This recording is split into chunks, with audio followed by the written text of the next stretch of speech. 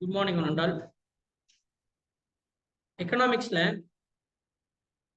முதல் டாபிக்கா நம்ம பிளானிங் ஆரம்பிச்சிருக்கோம்.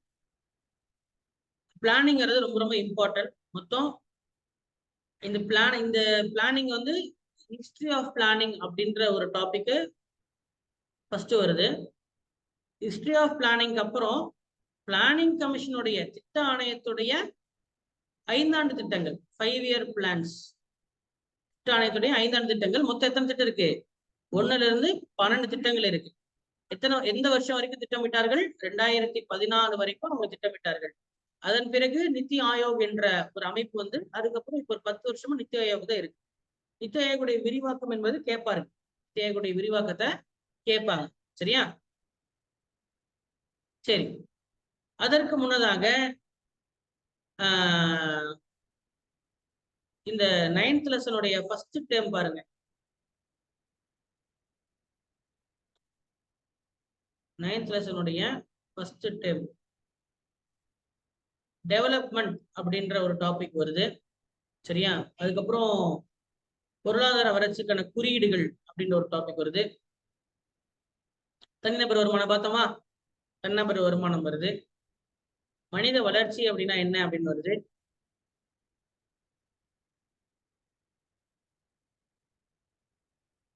ஒரு நல்ல டாபிக் இது. சரியா?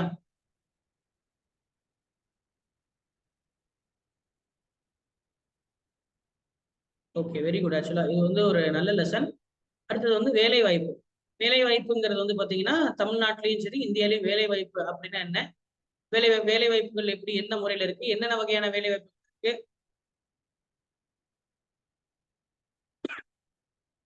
இது ஒரு சின்ன லெசன் தான். இப்போ இந்த டாபிக்லாம் பிளானிங்க்கு அப்புறம் தான் வருது. புரியுதா? திட்டமிடுதல் நீங்க படிச்சிட்டீங்கன்னா தான் உங்களுக்கு அதுக்கப்புறம் இதெல்லாம் நீங்க பார்க்கணும். அதனால முதல்ல என்ன பண்ணி முடிச்சிடலாம், அந்த 12 5ஆண்டு திட்டங்களை பார்த்து முடிச்சிடலாம். அப்படி பார்த்தா கணக்குப்படி அது முடியுது. சரியா? அதை முடிச்சிட்டோம்னா நம்ம அடுத்தடுத்து நம்ம போக முடியும். 12 5ஆண்டு திட்டங்கள்.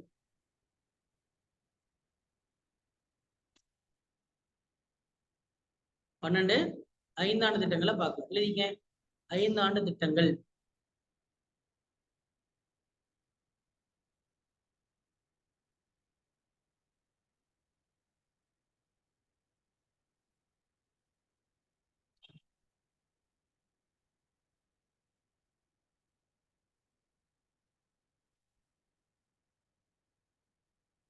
கண்ணு இதுல வருஷம் ரொம்ப முக்கியம். நம்ம சொல்லிட்டேன், இதுல ஒரு வருஷம் ஒரு கொஸ்டின் கேரண்டின்னு சொல்லிட்டேன் இல்லையா? சரி, பிளானிங் கமிஷனை அப்ப உருவாக்குனது யாரு? பிளானிங் கமிஷனை உருவாக்குனது நேரு தான். ஆமா தானே? ஏன்னா இந்தியாவுடைய அப்போ பிளானிங் குழுவுடைய தலைவராக இருந்த நேரு தான் திட்ட ஆணையம்னு உருவாக்கி அதோடைய தலைவராக யார் இருக்கிறார்? ஜவஹர்லால் நேரு. இந்தியாவுடைய பிரதமர், இந்தியாவுடைய முதல் பிரதமர் தான் திட்ட ஆணையத்தையும் உருவாக்குறார். அவர் போட்ட முதல் 5ஆண்டு திட்டம் எந்த வருஷம் வந்துச்சு? எழுதிங்க, 1951 முதல் 1951 முதல் 1956 வரை.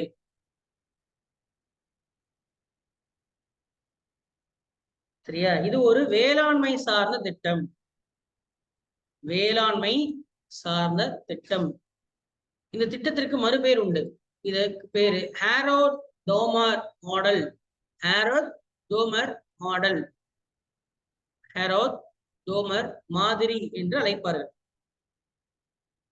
திட்டத்துக்கு என்ன பேரு? Harrod Domar model. Harrod Domar model. So இதோடைய முக்கிய குறிக்கோள் என்ன? விவசாயத்தை வளர்ச்சி அடையணும் இல்லையா? ஏன்னா நேரு இந்தியா 1951 இந்தியா எப்படி இருந்தது? இந்தியா வந்து ஒரு ஏழ்மையான நாடு. இல்லைன்னா அப்படி சொல்றதை விட ஏழ்மை ஆக்கப்பட்ட நாடு.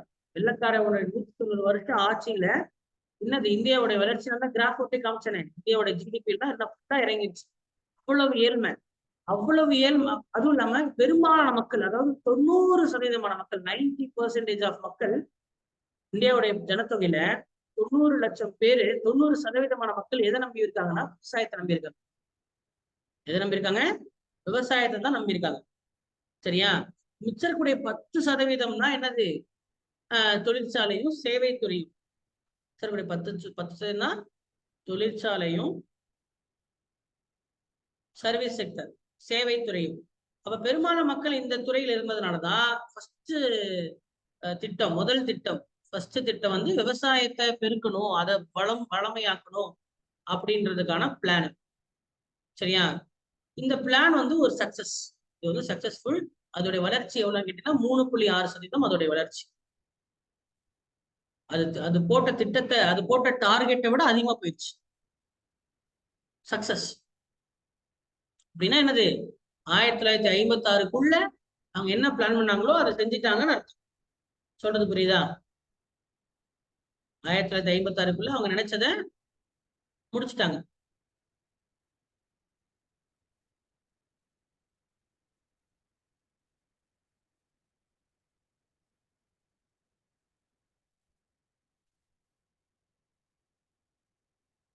சரியா? இந்த திட்டத்துல என்னென்ன கொண்டாந்தாங்கன்னு கேட்டீங்கன்னா, அணைகளை கட்டினாங்க. இந்த திட்டத்துல பக்ரா அணை, ஹிராக்குத் அணை. ஏன்னா தண்ணி முக்கியம், விவசாயத்துக்கு தேவை தண்ணி. அதனால டேம் கட்டுறாங்க. Bhakra dam, Hirakud dam. இந்தியாவில் ஐஐடி காலேஜ் கட்டுறாங்க. 5 ஐஐடி காலேஜுகள். இந்தியாவோட டாப் காலேஜ் பேர் என்ன? ஐஐடி தான் இந்தியாவோட டாப் காலேஜ். இன்ஜினியரிங்கான டாப் காலேஜ் வந்து ஐஐடி. 5 கல்வி நிலையங்கள் கட்டுறாங்க. சரியா? உணவு உற்பத்தி அதிகமாகுது. ஃபுட் ப்ரொடக்ஷன், உணவு உற்பத்தி அதிகமாகிறது.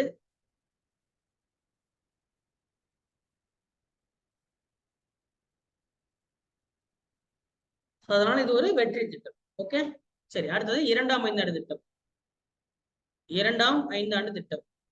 இதோட வருஷம் என்ன? அப்ப இன்னொரு 5 வருஷம் போட்டுருக்கேன். எப்படி? 1956 முதல் 1961. சரியா? 1956 முதல் 1961. இந்த திட்டத்துக்கும் வேற பேர் இருக்கு. இதோட பேர் என்னன்னா மகள நோபிஸ் திட்டம், மகள நோபிஸ் மாதிரி. இந்த திட்டத்துடைய பேர் என்ன? Second 5 year plan. Second 5 year plan 1956 முதல் 1961. இதற்கு பேர் என்ன? மகள நோபிஸ். மறந்துடாதீங்கப்பா, மகள நோபிஸ் மாடல்.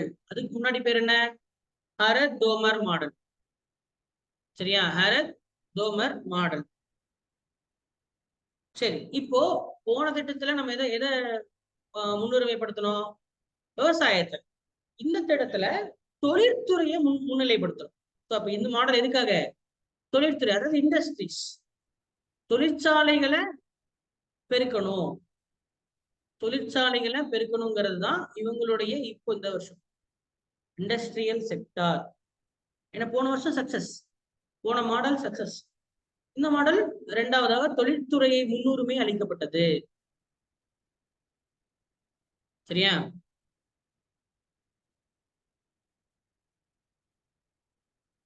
சரியா? அதுல குறிப்பா கனரக தொழில், கனரக தொழிற்சாலைகள், ஹெவி இண்டஸ்ட்ரீஸ், பெரிய பெரிய இண்டஸ்ட்ரீஸ் உருவாக்கணும், தொழிற்சாலை இந்தியாவில் இருக்கணும் அப்படின்னு திட்டமிட்டு என்ன பண்ணாங்க? கொண்டாதாங்க. அதன் அடிப்படையில அதனுடைய அடிப்படையில இந்தியாவுல நீர் மின்சக்தி நிலையங்கள் உருவாக்கப்பட்டது. நீர் மின்சக்தி நிலையங்கள், ஹைடல் பிளான்ட், ஹைடல் பிளான்ட். அதுக்கப்புறம் எஃகு ஆலைகள், எஃகு ஆலைகள், ஸ்டீல் பிளான்ட். இந்தியாவுடைய இரும்பு மற்றும் எஃகு ஆலைகள். இரும்பு எஃகு ஆலைகள் எங்க இருக்கு? எழுதிக்க. பிலாய், துர்காப்பூர், ரூர்கேலா, இப்போ வரையும் இருக்கு. இந்தியாவில் நீங்க இரும்பு யூஸ் பண்றீங்கன்னா அந்த பெரும்பாலான இரும்பு எங்கிருந்து வருது? ராணாட்டார், முறுக்கு கம்பி, வீட்டு கட்டுற இரும்பு எல்லாமே எங்கிருந்து வருது? இங்கிருந்தா. பிலாய், துர்காப்பூர், ரூர்கேலா. பிலாய், பிலாய், துர்காப்பூர், ரூர்கேலா. சரியா?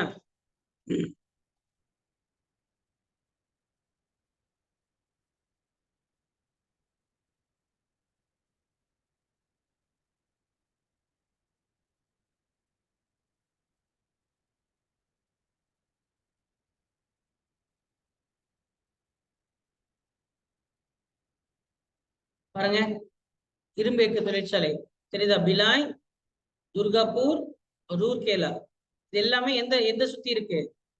சோட்டா நாக்பூர் பீடபூமி சுத்தி இருக்கு. Very good. அதுக்கப்புறம் தமிழ்நாட்டுல இரும்பு எக்கு ஆலை எங்க இருக்கு? சேலத்துல இருக்கு. சரியா? சேலத்துல இருக்கு. சோ இதுதான் இரும்பு எக்கு ஆலை. இந்தியாவில் உள்ள இரும்பு எக்கு ஆலைகள். இந்த இரும்பு எக்கு ஆலைகளை ஒரு முறை எழுதிட்டு வந்திருக்கு. ஒன் டைம் இந்தியாவோட இரும்பு எக்கு ஆலைகள் ஒரு முறை எழுதிட்டு வந்துடும்.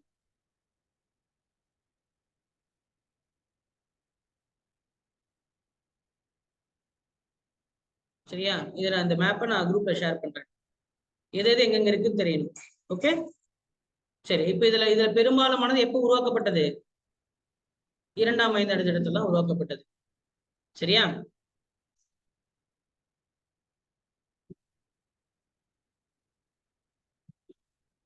அதுக்கப்புறம் 1958ல அணு ஆற்றல் ஆணை, அட்டாமிக் எனர்ஜி கமிஷன், அணு ஆற்றல் ஆணை உருவாக்கப்பட்டது. அட்டாமிக், அடுத்த பாயிண்ட், 1958ல அட்டாமிக் எனர்ஜி கமிஷன், அணு ஆற்றல் ஆலை, அணு ஆற்றல் ஆலை, அணு ஆற்றல் ஆலை. இந்தியாவில் வந்து அணு ஆற்றல் வேணும் இல்லையா? நிறைய விதமான ஆற்றல் எடுக்கிறோம். நம்ம வந்து தண்ணியில இருந்து கரண்ட் எங்க இருந்து எடுக்கிறோம்? நெருப்புல நம்ம என்ன பண்ணலாம்? நிலக்கரில இருந்து எடுக்கிறோம். நிலக்கரில இருந்து எடுத்தா அதை தெர்மல் பவர் பிளான்ட் அப்படின்னு சொல்றோம். தெர்மல் பவர்னு சொல்லுவோம். நிலக்கரில இருந்து எடுத்தா தெர்மல் பவர். தண்ணியில இருந்து டேம்ல இருந்து எடுத்தா ஹைடல் பவர். இதுவே அணுசக்தியில இருந்து எடுத்தா நியூக்ளியர் பவர். சரியா? அணுசக்தியில எடுத்தா என்ன பவர்? Nuclear power. இப்போ இப்ப நீங்க என்ன படிக்கணும்? இந்தியாவுல எத்தனை நியூக்ளியர் பவர் ஸ்டேஷன் இருக்கு அப்படின்றது, அதுவும் ஹோம்ஒர்க்.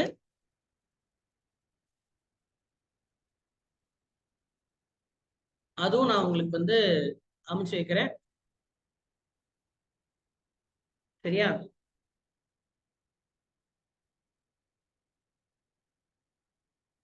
பாருங்க, தமிழ்நாட்டுல கல்பாக்கம். சரியா? அதுக்கப்புறம் தமிழ்நாட்டுல கூடங்குளம். ஓகே, அந்த மாதிரி இந்தியா ஃபுல்லா எங்கெங்கெல்லாம் இருக்கு? ராஜஸ்தான்ல எங்க இருக்கு? ஓகே, குஜராத்ல எங்க இருக்கு? மகாராஷ்டிரால எங்க இருக்கு அப்படின்ற இதுவும் உங்களுக்கு ஒரு முறை டேபிள் போட்டு ஹோம்ஒர்க் எழுதணும். அந்த நம்பர்லாம் வேண்டாம். எத்தனை மெகாவாட் கரண்ட் உற்பத்தி ஆகுறதுங்கிறதுலாம் வேண்டாம். சரியா? பேரு, எந்தெந்த அணுமின் நிலையங்கள் எங்கெங்க இருக்கு, குறிப்பா தமிழ்நாட்டுல எங்க இருக்கு, தென் மாநிலங்கள் எங்கெங்க இருக்குன்னு சொல்லிட்டு என்ன பண்ணுங்க, எழுதிட்டு வாங்க. மொத்தமா எவ்வளவு இருக்குங்கிறது தெரியணும். மொத்தமா எத்தனை அணுமின் நிலையங்கள் இருக்கு இந்தியாவுல அப்படின்னு சொல்லி இதுவும் சேர்ந்து ஹோம்ஒர்க். இப்ப இந்த அணுமின் நிலையத்தெல்லாம் உருவாக்கணும் அப்படின்னா அதுக்கு முதல்ல என்ன உருவானது? அணு ஆற்றல் ஆணை உருவானது. இதுதான் இந்த இரண்டாம் ஐந்தாண்டு திட்டத்துல செஞ்சாங்க. சரியா? அடுத்தது போலாமா? மூன்றாம் ஐந்தாண்டு திட்டம். மூன்றாம் ஐந்தாண்டு திட்டம், தேர்ட் பிளான். இதோடைய வருஷம் பாருங்க, 1961 முதல் 66. 1961 முதல் 66. 1961 முதல் 66.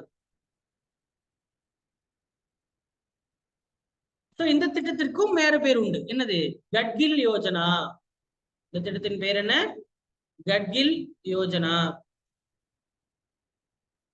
எழுதிங்க, கட்கில் யோஜனா. கட்கில் யோஜனா. யோஜனா திட்டம், யோசனை, தமிழ்ல யோசனை.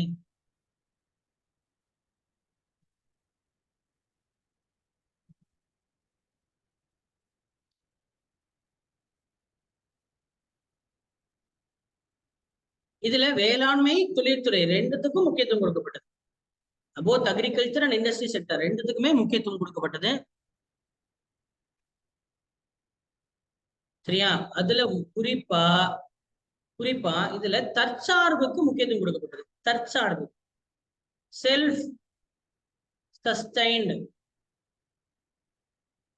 தற்சார்பு, தற்சார்புனா என்ன? இப்போ இந்தியாவுக்கு ஒரு சில தேவை இருக்கா? அப்ப அந்த தேவைக்காக நம்ம இந்தியாவிலேயே அதெல்லாம் நடந்ததுன்னா நம்ம இந்தியாவில இருந்து யூஸ் பண்ணிக்கலாம். உதாரணத்துக்கு இப்போ உங்க வீட்டுல டெய்லி தயிர் வேணும், சரியா? டெய்லி டெய்லி தயிர் போட்டு சாப்பிடுவீங்கல்ல. அப்ப அந்த டெய்லி தயிருக்கு நீங்க வாங்குற பால்ல என்ன பண்ணிக்கலாம், தயிருக்கு தனியா எடுத்து வச்சு செஞ்சுக்கலாம். அப்படி போட மறந்துட்டீங்கன்னா என்ன பண்ணணும், ஆனா தயிர் வேணும் அப்படின்னா என்ன பண்ணுவீங்க, வெளியில ஒரு பாக்கெட் தயிர் வாங்குவீங்க, இல்லைன்னா பக்கத்துல போய் புறைக்கு மோர் வாங்குவீங்க இல்லையா? புற மோர்னு சொல்லி வாங்குவீங்க இல்லையா? ஆமா, அப்போ நீங்க தற்சார்பை இழந்துட்டீங்க. உங்களுக்கு தேவையானதை நீங்களே உற்பத்தி பண்ணிக்கிட்டீங்கன்னா நீங்க தற்சார்பு. அப்படி இல்லைன்னா பிற சார்பு. அப்படி இல்லைன்னா பிற சார்பு. அது மாதிரிதான் இந்தியாவுக்கு தேவையான பொருட்கள். இப்ப இந்தியாவுக்கு வந்து இரும்பு வேணுமா, இந்தியாவுக்கு காய்கறி வேணுமா, இந்தியாவுக்கு பருப்பு வேணுமா, இந்தியாவுக்கு நிறைய விஷயம் தேவை இல்லையா? அப்ப அதுக்கெல்லாம் அதுக்கு தேவையானது, இந்தியாவுக்கு தேவையான எல்லா விஷயத்தையும் இந்தியாவிலே உற்பத்தி பண்ணணும்னா பிற நாட்டை நம்பி இருக்க தேவையில்லை. அப்படின்னா என்ன தேவையில்லை, இம்போர்ட் பண்ண தேவையில்லை, இறக்குமதி செய்ய தேவையில்லை. நீங்க தற்சார்பா இருந்தீங்கன்னா இறக்குமதி குறையும், பிற சார்பா இருந்தா இறக்குமதி ஏறும். புரியல? இறக்குமதி, இறக்குமதினா வெளிநாட்டுல இருந்து பொருளை இறக்குறீங்க, அது இறக்குமதி. இங்கிருந்து வெளிநாட்டுக்கு நீங்க பொருளை ஏத்தி விட்டீங்கன்னா அது ஏற்றுமதி. அப்போ இம்போர்ட். தற்சார்பு, தற்சார்பு பொருளாதாரமா இருந்தா, உங்க பொருளாதாரத்தை உங்களுக்கு தேவையான எல்லாத்தையும் நீங்களே செஞ்சுக்கிட்டீங்கன்னா இறக்குமதி குறையுமா ஏறுமா? குறையும். வெளியூர்ல இருந்து எதுவும் வாங்க மாட்டீங்க. புரியுதா? அப்போ இந்தியாவை ஒரு தற்சார்பு பொருளாதாரமா உருவாக்கணும், ஏன்னா வெளிநாட்டை கையேந்த கூடாது அப்படின்னு யோசிக்கிறாங்க. எந்த திட்டத்துல? மூன்றாம் ஐந்தாண்டு திட்டத்துல யோசிக்கிறாங்க. சரிங்களா? சரி, அடுத்தது. அப்போ இதுல என்ன பிரச்சனை வந்துருச்சுன்னா, இந்த காலகட்டத்துல போர் வந்துருச்சு. இந்தியாவுல பாத்தீங்கன்னா முதல்ல வந்து என்னாச்சு, 2 போர் வருது இந்த ஒரே ஐந்தாண்டு திட்டத்திலே. சரியா? எப்பப்ப சார்ன்னு கேட்டீங்கன்னா 1962ல சீனா போர், 1965ல பாகிஸ்தானோட போர். 2 போர் வந்துருச்சு. 1962ல சீன போர், 1965ல பாகிஸ்தான் போர். சோ இப்போ இந்த மாதிரி காரணம் இருக்க வச்ச என்ன ஆயிரும், கண்டிப்பா பிளான் சொதப்பிருமா? செஞ்சதுன்னு, ஏன்னா இப்போ நீங்க போர் நடக்குதுன்னா அந்த டைம்ல இந்தியாவை காப்பாத்துறது முதல் வேலை. அப்ப இருக்கக்கூடிய பணத்தெல்லாம் அதுக்கு செலவு பண்ணிடுவீங்க. இப்ப நீங்க வந்து இந்த வருஷம், இப்ப இந்த மாசம் மிக்சி புதுசா வாங்கலாம்னு பிளான் பண்ணிருக்கீங்க, திடீர்னு உடம்பு சரியில்லாம போச்சுன்னா போய் மிக்சி வாங்கிட்டு இருப்பீங்களா? அந்த காசு எதுக்கு செலவு பண்ணிடுவீங்க, மெடிக்கல் செலவுக்கு ஆயிரும்ல. அந்த மாதிரிதான் மூன்றாம் இந்த திட்டத்துல இது வந்துருச்சு. 2 போர் வந்துருச்சு. அது மட்டும் இல்ல, போர் மட்டும் வரல, பருவகால மழையின்மை, மழை பெய்யல. மழை பெய்யாதனால கடுமையான வறட்சியும் பஞ்சமும் வந்துருச்சு. சரியா? Trott and famine, Trott and famine, வறட்சி மற்றும் பஞ்சம், இது 2 வந்ததுனால அப்ப இந்த திட்டம் தோல்வியே வெற்றியா? தோல்வி. இந்த திட்டம் வந்து தோல்வி.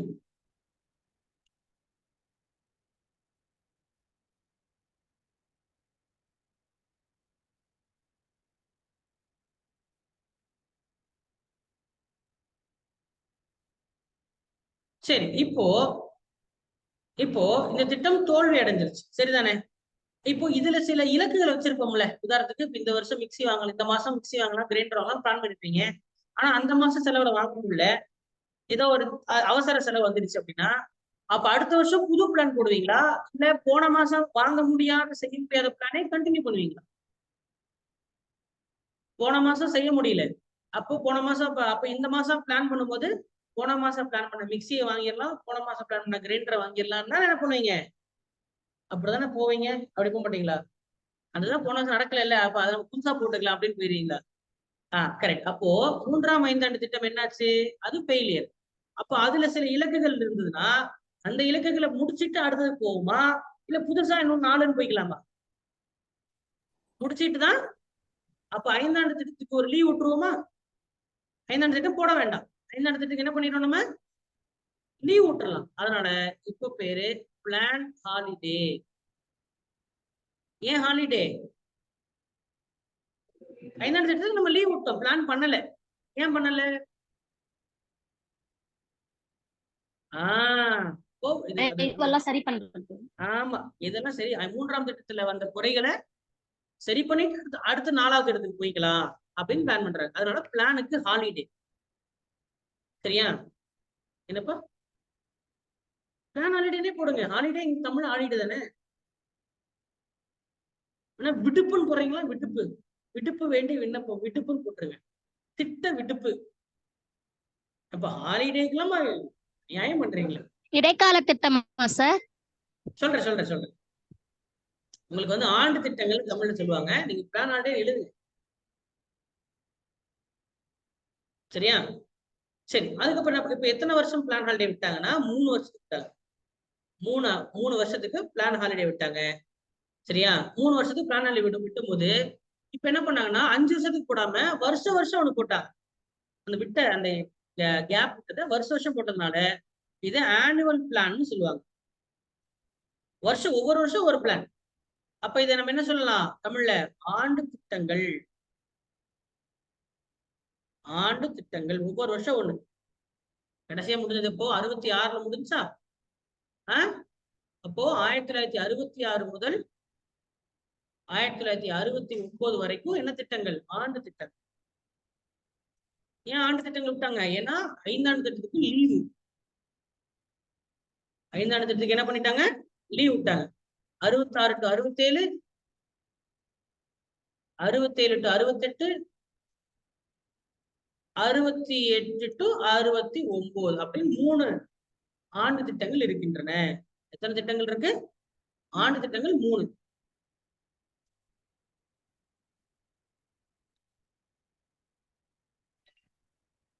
இந்த ஆண்டு திட்டங்கள், இந்த பிளான் ஹாலிடே காலகட்டத்துல பசுமை புரட்சி வந்தது இந்தியாவில். சரியா? என்ன வந்தது? பசுமை புரட்சி, கிரீன் ரெவல்யூஷன். புரட்சினா என்ன? மாற்றத்தை கொண்டு வருது. பசுமை புரட்சினா என்ன? விவசாயத்துல மாற்றத்தை கொண்டு வருது. விவசாயத்துல என்ன மாற்றம் கொண்டு வராங்க? ப்ரொடக்ஷன் அதிகப்படுத்துறாங்க, உற்பத்தி அதிகப்படுத்துறாங்க. சரியா?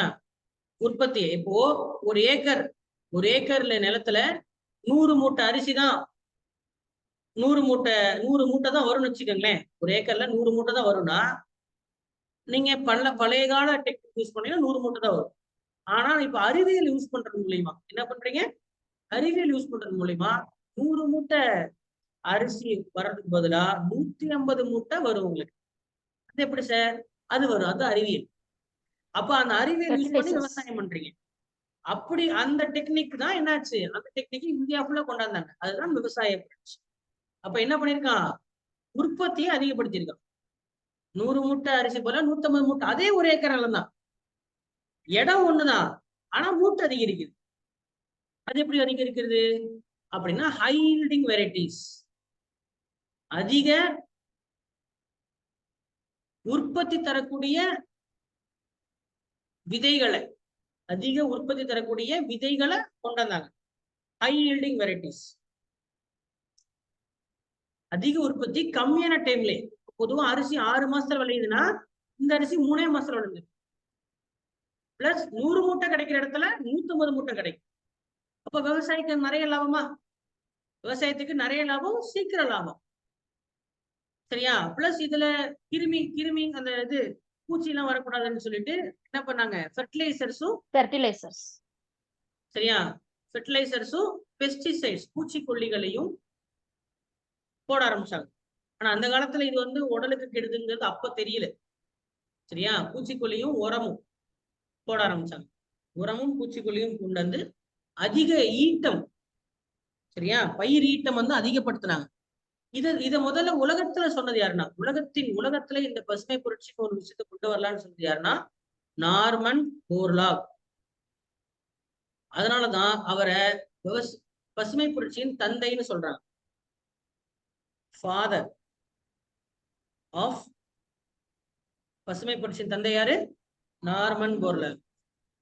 இது இந்தியாவுல சொன்னது யாருன்னு கேட்டீங்கன்னா MS சுவாமிநாதன். அப்ப இவரை நம்ம என்னன்னு சொல்லலாம்? இந்திய பசுமை புரட்சியின் தந்தை. சரியா? இந்திய பசுமை புரட்சியின் தந்தை.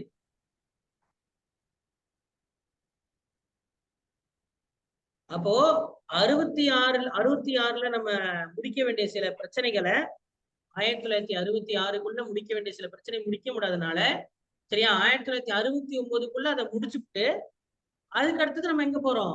4th பிளானுக்கு போறோம். சிம்பிளா புரியுதா? 4th பிளானுக்கு நாம் செல்கின்றோம்.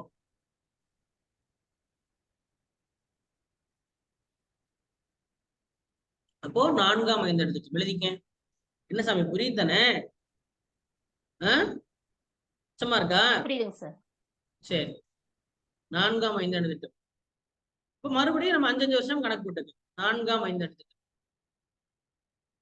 4th பிளான் 1969 முதல் 1974.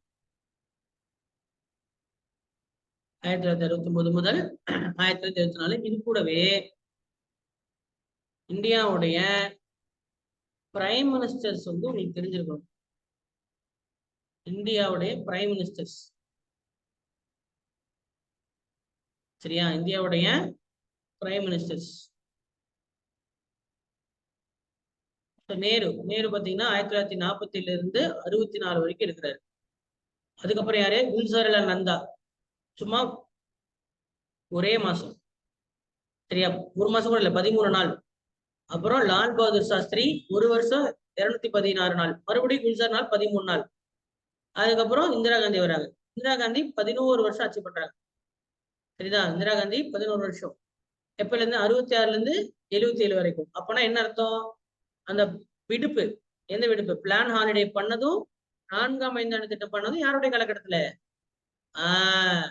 முதல் 3 திட்டம் பண்ணது யாருடைய காலகட்டத்துல? ஆமா, சரியா? ரைட்.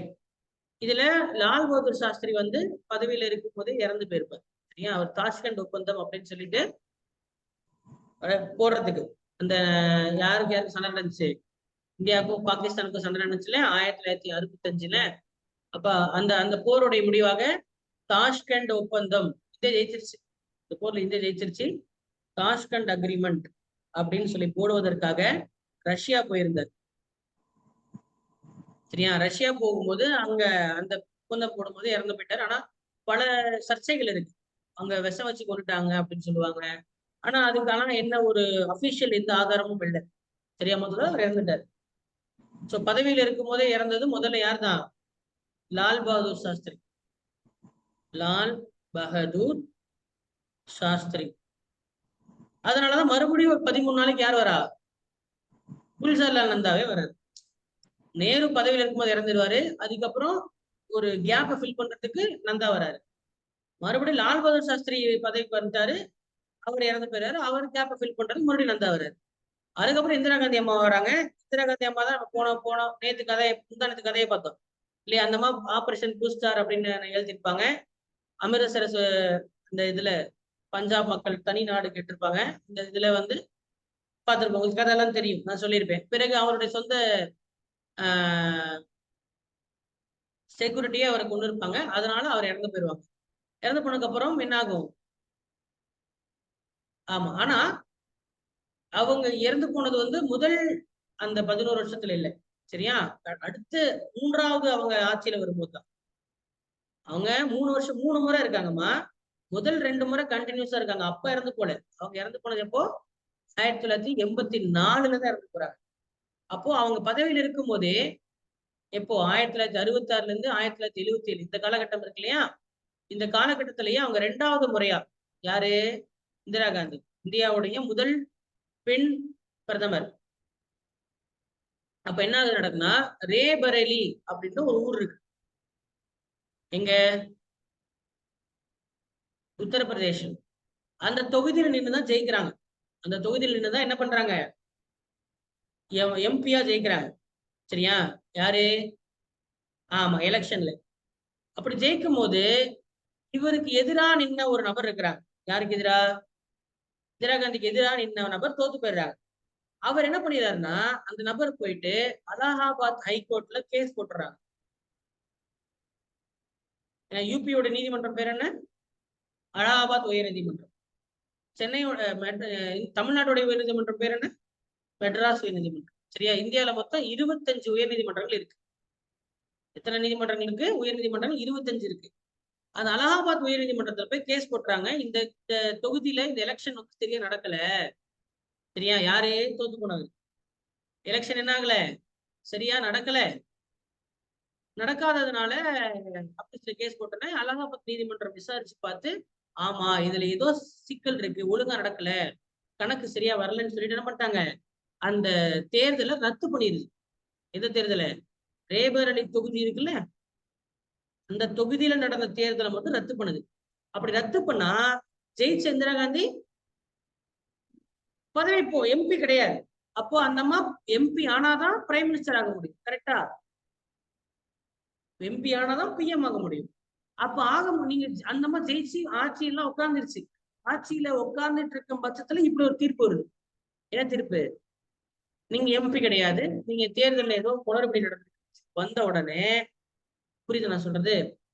வந்த உடனே அந்த அம்மா என்ன பண்ணிருச்சுன்னா, இப்ப நியாயமா என்ன பண்ணிருக்கணும்? மறுபடியும் அந்த கோர்ட்டு கேஸ் பண்ணி இல்ல மறுபடியும் தேர்தலை பங்கிட்டு ஜெயிச்சிருக்கணும். அப்படிதானே? அப்படி பண்ணாம, சரியா, இந்தியாவுல பெரிய ஒரு பிரச்சனை வந்துருச்சு. சரி, அவங்க உடனே பதவி விலகாதனால எதிர்கட்சிக்காரங்க எல்லாம் சேர்ந்து நீங்க பதவி விலகணும், பதவி விலகணும், பதவி விலகணும் சொல்லி போராட்டம் வந்தோடனே, அப்போ பிரச்சனை பெருசாகி, அப்பெல்லாம் இங்க கலைஞர்லாம் இருக்கிறாரு. சரியா? அப்ப பிரச்சனை பெருசாகி என்ன ஆயிடுச்சுன்னா, இப்போ நாட்டுல அவசர நிலை வந்துருச்சு.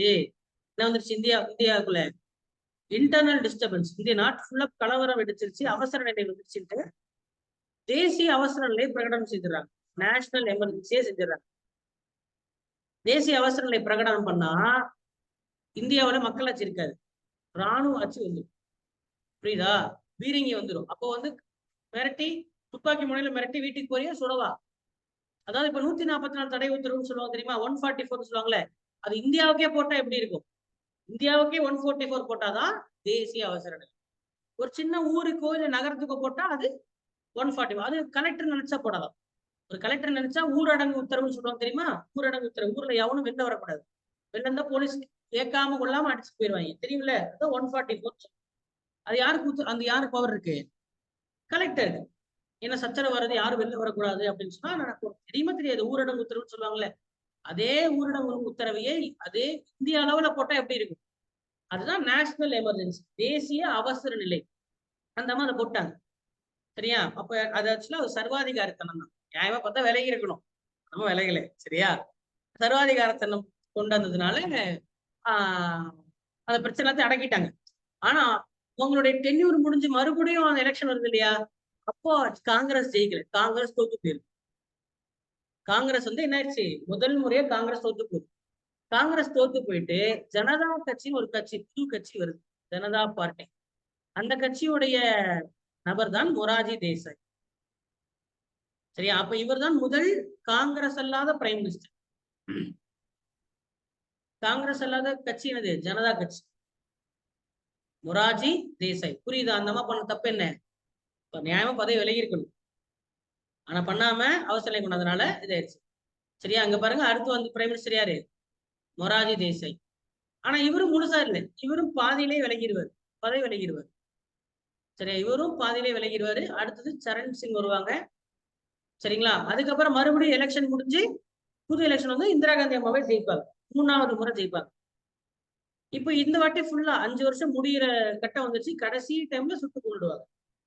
சரியா? அதனால அடுத்தது யார் வரா? அவருடைய மகன் ராஜீவ் காந்தி வராங்க. இவருக்கும் அல்பாயுஸ் தான் பாவம். சரியா? ஆனா அந்த ஃபர்ஸ்ட் வரும்போது ராஜீவ் காந்தி ஆட்சி முடிச்சிடறாங்க. அதுக்கப்புறம் பிரதாப் சிங் வருவார், விபி சிங்னு சொல்லுவாங்க. ஒரு பேர் விபி சிங், சந்திரசேகர், அடுத்து PV நரசிம்மராய். இப்ப இவங்க 3 பேருமே பாத்தீங்கன்னா காங்கிரஸ் தான். 3 பேருமே என்னது? காங்கிரஸ். அடுத்தது வாஜ்பாய் தான் பிஜேபியில இருந்து முதல் வாட்டி பிஜேபி ஜெயிக்குது. சரியா? பாரதிய ஜனதா பார்ட்டி ஜெயிக்குது. முதல் வாட்டி பிஜேபி ஜெயிக்குது. ஆனா 16 நாள் தான் இருக்கிறாரு. அப்ப உங்களுக்கு என்ன வேலை? அடுத்த ஹோம்ஒர்க் என்ன சொல்லுங்க அப்போ. இந்த லிஸ்ட் ஃபுல்லாமே மொத்தம் எத்தனை பிரதமர்கள் இருக்காங்க இது வரைக்கும்? 14 பிரதமர்கள் இருக்காங்க. சரியா? ஏன்னா இப்ப எலெக்ஷன் வேற வருதா? அப்ப இது தெரிஞ்சு வச்சிருக்க வேண்டியது கட்டாயமா? ஆமா. அப்போ இதை என்ன பண்ணிருங்க, ஒரு முறை எழுதிட்டாங்க. தெளிவா கொடுத்துருக்கான் பாருங்க, அழகா இருக்கு. விக்கிபீடியால டேட்டா இருக்கு, அழகா படிச்சு என்ன பண்ணலாம், எழுதலாம். ஓகே, சரி. நம்ம இங்க வரலாம். நாலாவது ஐந்தாண்டு திட்டம். ஏன்னா அது ஏன் அதை சொல்றேன்னா, இது வெறும் பொருளாதாரம் மட்டும் இல்லை. இதை செஞ்ச இந்த திட்ட ஆணையத்துடைய தலைவர் யாருன்னு சொன்னேன்? ஜவஹர்லால் நேரு செத்து போயிட்டாரு. அடுத்தது பொதுவா யாரு? பிரதமர் தான். யார் பிரதமரா இருக்காங்களோ அவங்க தான் ஆணையத்துக்கும் தலைவர்.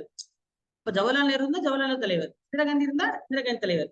அப்போ அவங்களுடைய சட்ட சிக்கல், அரசியல் இதெல்லாம் சேர்ந்து இந்த திட்டத்தை பாதிக்கும். சொல்றது புரியும் நினைக்கிறேன். சரி, 4ஆம் ஐந்தாண்டு திட்டம் எழுதுங்க. இந்த திட்டத்தினுடைய பேர் என்னன்னு கேட்டீங்கன்னா கரீபோ ஹட்டாவ். கரீபோ ஹட்டாவ். கரீப்னா ஏழை, ஹட்டாவ்னா விலக்கு, ஏழ்மையை விலக்கு என்று பொருள். ஏழ்மையை விலக்கணும், கரீபோ ஹட்டாவ்.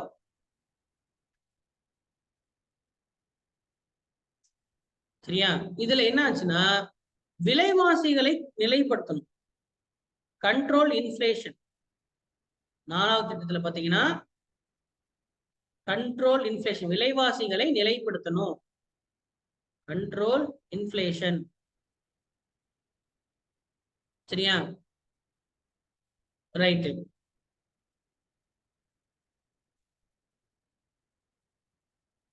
தற்சார்பு பொருளாதாரமா இருக்கணும், தற்சார்பு பொருளாதாரமா இருக்கணும் சொல்றாங்க. மறுபடியும் சொல்றாங்க, தற்சார்பு பொருளாதாரம், செல்ஃப் ரிலையன்ஸ். சரியா?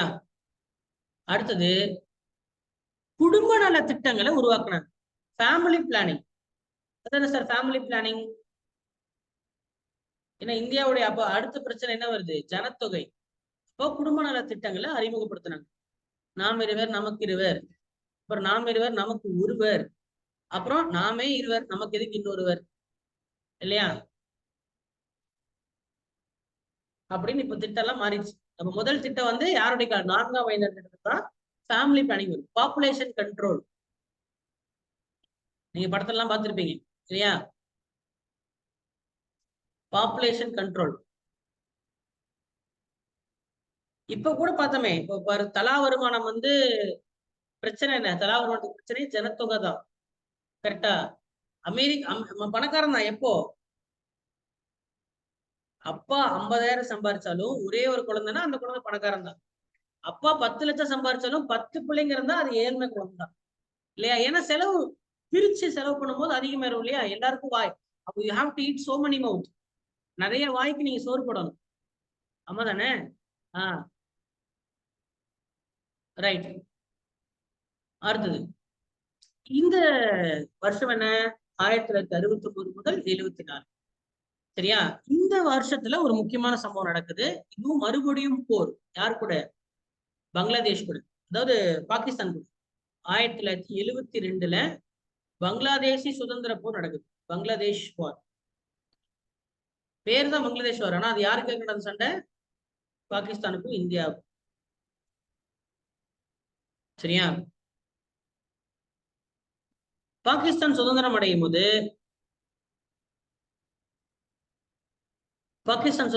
போது ரெண்டு பாகிஸ்தானா இருந்தது. சரியா? என்னவா இருந்தது? ரெண்டு பாகிஸ்தானா இருந்தது. ஒண்ணு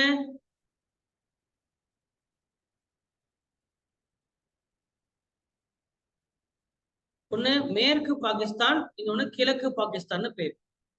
சரியா? என்னது? ஒண்ணு மேற்கு பாகிஸ்தான், இன்னொன்னு கிழக்கு பாகிஸ்தான். ஏன்னா இந்த பகுதியும் முஸ்லிம்கள் அதிகமான இருந்தது. அப்ப ஆனா இவங்க பெரிய சிக்கல் என்ன? இந்த மேற்கு பாகிஸ்தான் இருக்கிறவங்க எல்லாமே ஹிந்தி, உருது பேசுறவங்க. சரியா? கிழக்கு பாகிஸ்தான்ல இருக்கிறவங்க எல்லாமே வங்காள மொழி பேசுறவங்க. ஆனா 2 பேரும் முஸ்லீம் தான். சரியா? ஆனா மொழி வேற வேற. இது முக்கியம், ஒரே மதம் முக்கியமா, ஒரே மொழி முக்கியமா? மதத்தை விட மொழிதான் முக்கியம். சரியா? மதத்தை விட மொழிதான் முக்கியம். அதனாலதான் என்னாச்சுன்னா இவங்க இப்ப எப்படி நம்ம இப்ப ஹிந்தி கட்டாயமா படிக்கணும் அப்படின்னு நமக்கு சொல்றாங்கல்ல. ஏன்னா central government Hindi, state government Tamil. அதே மாதிரி இப்ப இங்க யோசிச்சு பாருங்க, central government Hindi, state government Bengali. அப்ப இவங்களுடைய ஆதிக்கம் வந்து என்னவா இருக்கு? அதிகமா இருக்கு. பிளஸ் தூரமா இருக்கு. எப்படி போவாங்க? இந்தியாவை தாண்டி தான் போகணும், இல்லையா? விமானம் வழியா போனா இந்தியா வழியே போகணும், கப்பல் வழியா போனா இந்தியா சுத்தி போகணும். பாசிபிளே இல்லை. அது மட்டும் இல்லாம அப்ப என்ன ஆயிடுச்சு? கொஞ்சம் கொஞ்சமா ஒரு சுதந்திரம் 47ல சுதந்திரம் அடைச்சா, 57, 67 ஒரு 20 வருஷத்துல என்ன ஆயிடுச்சு? எல்லாருமே தனிநாடு வேணும்னு சொல்லி பேச ஆரம்பிச்சிட்டாங்க. இந்த எங்க? கிழக்கு பாகிஸ்தான்ல. என்ன ஆயிடுச்சு? கிழக்கு பாகிஸ்தான்ல பேச ஆரம்பிச்சிட்டாங்க. மேப் போட்டுட்டேன். சும்மா சின்ன மேப் தானே, இது பாகிஸ்தான், இது கிழக்கு வரிசை. அப்போ கண்ட்ரோல் பண்ற ரொம்ப கஷ்டமான உடனே பாகிஸ்தான் வந்து ரொம்ப கொடுமையான சில நடவடிக்கைகளை இறங்கினாங்க. சரியா, இனப்படுகொலையில இறங்கினாங்க. என்ன பண்ணாங்க? இனப்படுகொலை. யாரெல்லாம் இந்த மாதிரி தனி நாடு வேணும் அப்படின்னு சொல்லி பேசுறாங்களோ அவங்க எல்லாத்தையும் என்ன பண்ணாங்க? கொன்னு குடிச்சாங்க. எந்த ராணுவம்? பாகிஸ்தான் ராணுவம், பாகிஸ்தான் மிலிட்டரி. ஏன்னா உள்நாட்டு கலவரம் வெடிச்சிருச்சு, சிவில் வார் வந்துருச்சு, உள்நாட்டுக்குள்ளே போர் நடந்ததுனால ரெண்டா பிரியிறாங்க, மக்களே பிரியிறாங்க. ஒரு சிலர் யாரு? பாகிஸ்தானுக்கு சப்போர்ட் பண்ற ஒருத்தங்க சுதந்திர ஆஹ் பங்களாதேஷ் உருவானும் அப்படின்னு சொல்லி ஒருத்தங்க. அப்படி இருக்கும்போது பாகிஸ்தான் ராணுவம் என்ன பண்ணும்? சரி, இப்ப பஞ்சாப் சுதந்திரம் வேணும்னு சொல்லி கேட்டாங்கன்னா நம்ம இந்திய அரசாங்கம் என்ன பண்ணுவாங்க? ஆர்மி உள்ள இறக்குவாங்களா? அதென்ன பண்ணுவாங்க. சரி, நாளைக்கு தமிழ்நாடு சுதந்திர தமிழ்நாடா உருவாக்கும், தனி தமிழ்நாடு வேணும்னு சொல்லி தனி நாடு வேணும்னு கேட்டாங்கன்னா நமக்கு என்ன பண்ணுவாங்க? இந்த ரோட்ல எல்லாம் பீரங்கி போயிட்டு இருக்கு. சரியா, வீட்டு விட்டு வெளில வர முடியாது. ஒரு ஒத்துப்பாங்களா? ஒத்துப்பாங்களான்னு கேட்டேன். பண்ண மாட்டாங்க. அப்ப பாகிஸ்தான் என்ன பண்ணுச்சு? ஆனா அதுக்கு ஒரு கட்டத்துக்கு மேல போய் இனப்படுகொலை செய்யுது. சரியா, கற்பழிப்பு, மக்கள் கொலைன்னு சொல்லிட்டு எக்கச்சக்கமா செய்யறாங்க. சரியா, லட்சக்கணக்கான கற்பழிப்புகளை நடத்தினாங்க. அதெல்லாம் ரொம்ப கொடுமையான ஒரு சம்பவம். அப்ப அந்த ஊர்ல இருக்கக்கூடிய வங்காள மக்கள் என்ன பண்ணாங்கன்னா, அந்த ஊரை விட்டு தப்பிச்சு, நாடை விட்டு தப்பிச்சு என்ன பண்றாங்க? இந்தியாவுக்குள்ள வர ஆரம்பிச்சிட்டாங்க, அகதிகளா. அப்படிதானே? அந்த ஊருக்குள்ளே இருப்பாங்க. இங்க நடக்குதுன்னா ஊருக்கு ஓடிடுவீங்களே நீங்க. அப்ப என்ன பண்ணும்? லட்சக்கணக்கான அகதிகள் பங்களாதேஷை விட்டு வெளியில கிழக்கு பாகிஸ்தான் விட்டு இந்தியாவுக்குள்ள வராங்க. அப்போ இந்தியாவுக்குள்ள வரும்போது யார் தலையிடணும்? இந்திரா காந்தி அம்மா தலையிட்டு தான். ஏன்னா நம்ம ஊருக்குள்ள வரும்போது உன் வீட்டிலேயே சண்டை நடந்துச்சுன்னா நான் கேட்க மாட்டேன். ஆனா உன் வீட்டு பிரச்சனை என் வீட்டுக்கு வரும்போது நான் கேட்பேன் அப்படின்னு சொல்லி இந்திரா காந்தி என்ன பண்றாங்க? தலையிட்டதுன்னா என்ன ஆகும்? பாகிஸ்தான் இந்தியா மேல போர்னு சொல்லி அறிவிச்சு தானே. இந்தியா மேல போர்னு சொல்லி வச்சு அப்ப இந்தியா பாகிஸ்தான் போர் நடந்தது. இந்த போர் நடந்ததுதான் 1972. அப்போ முதல் போர் வந்து சுதந்திரம் அடையும் போது ஒரு போர் நடந்துச்சு. 1947 ஒரு போர், காஷ்மீருக்காக போர்.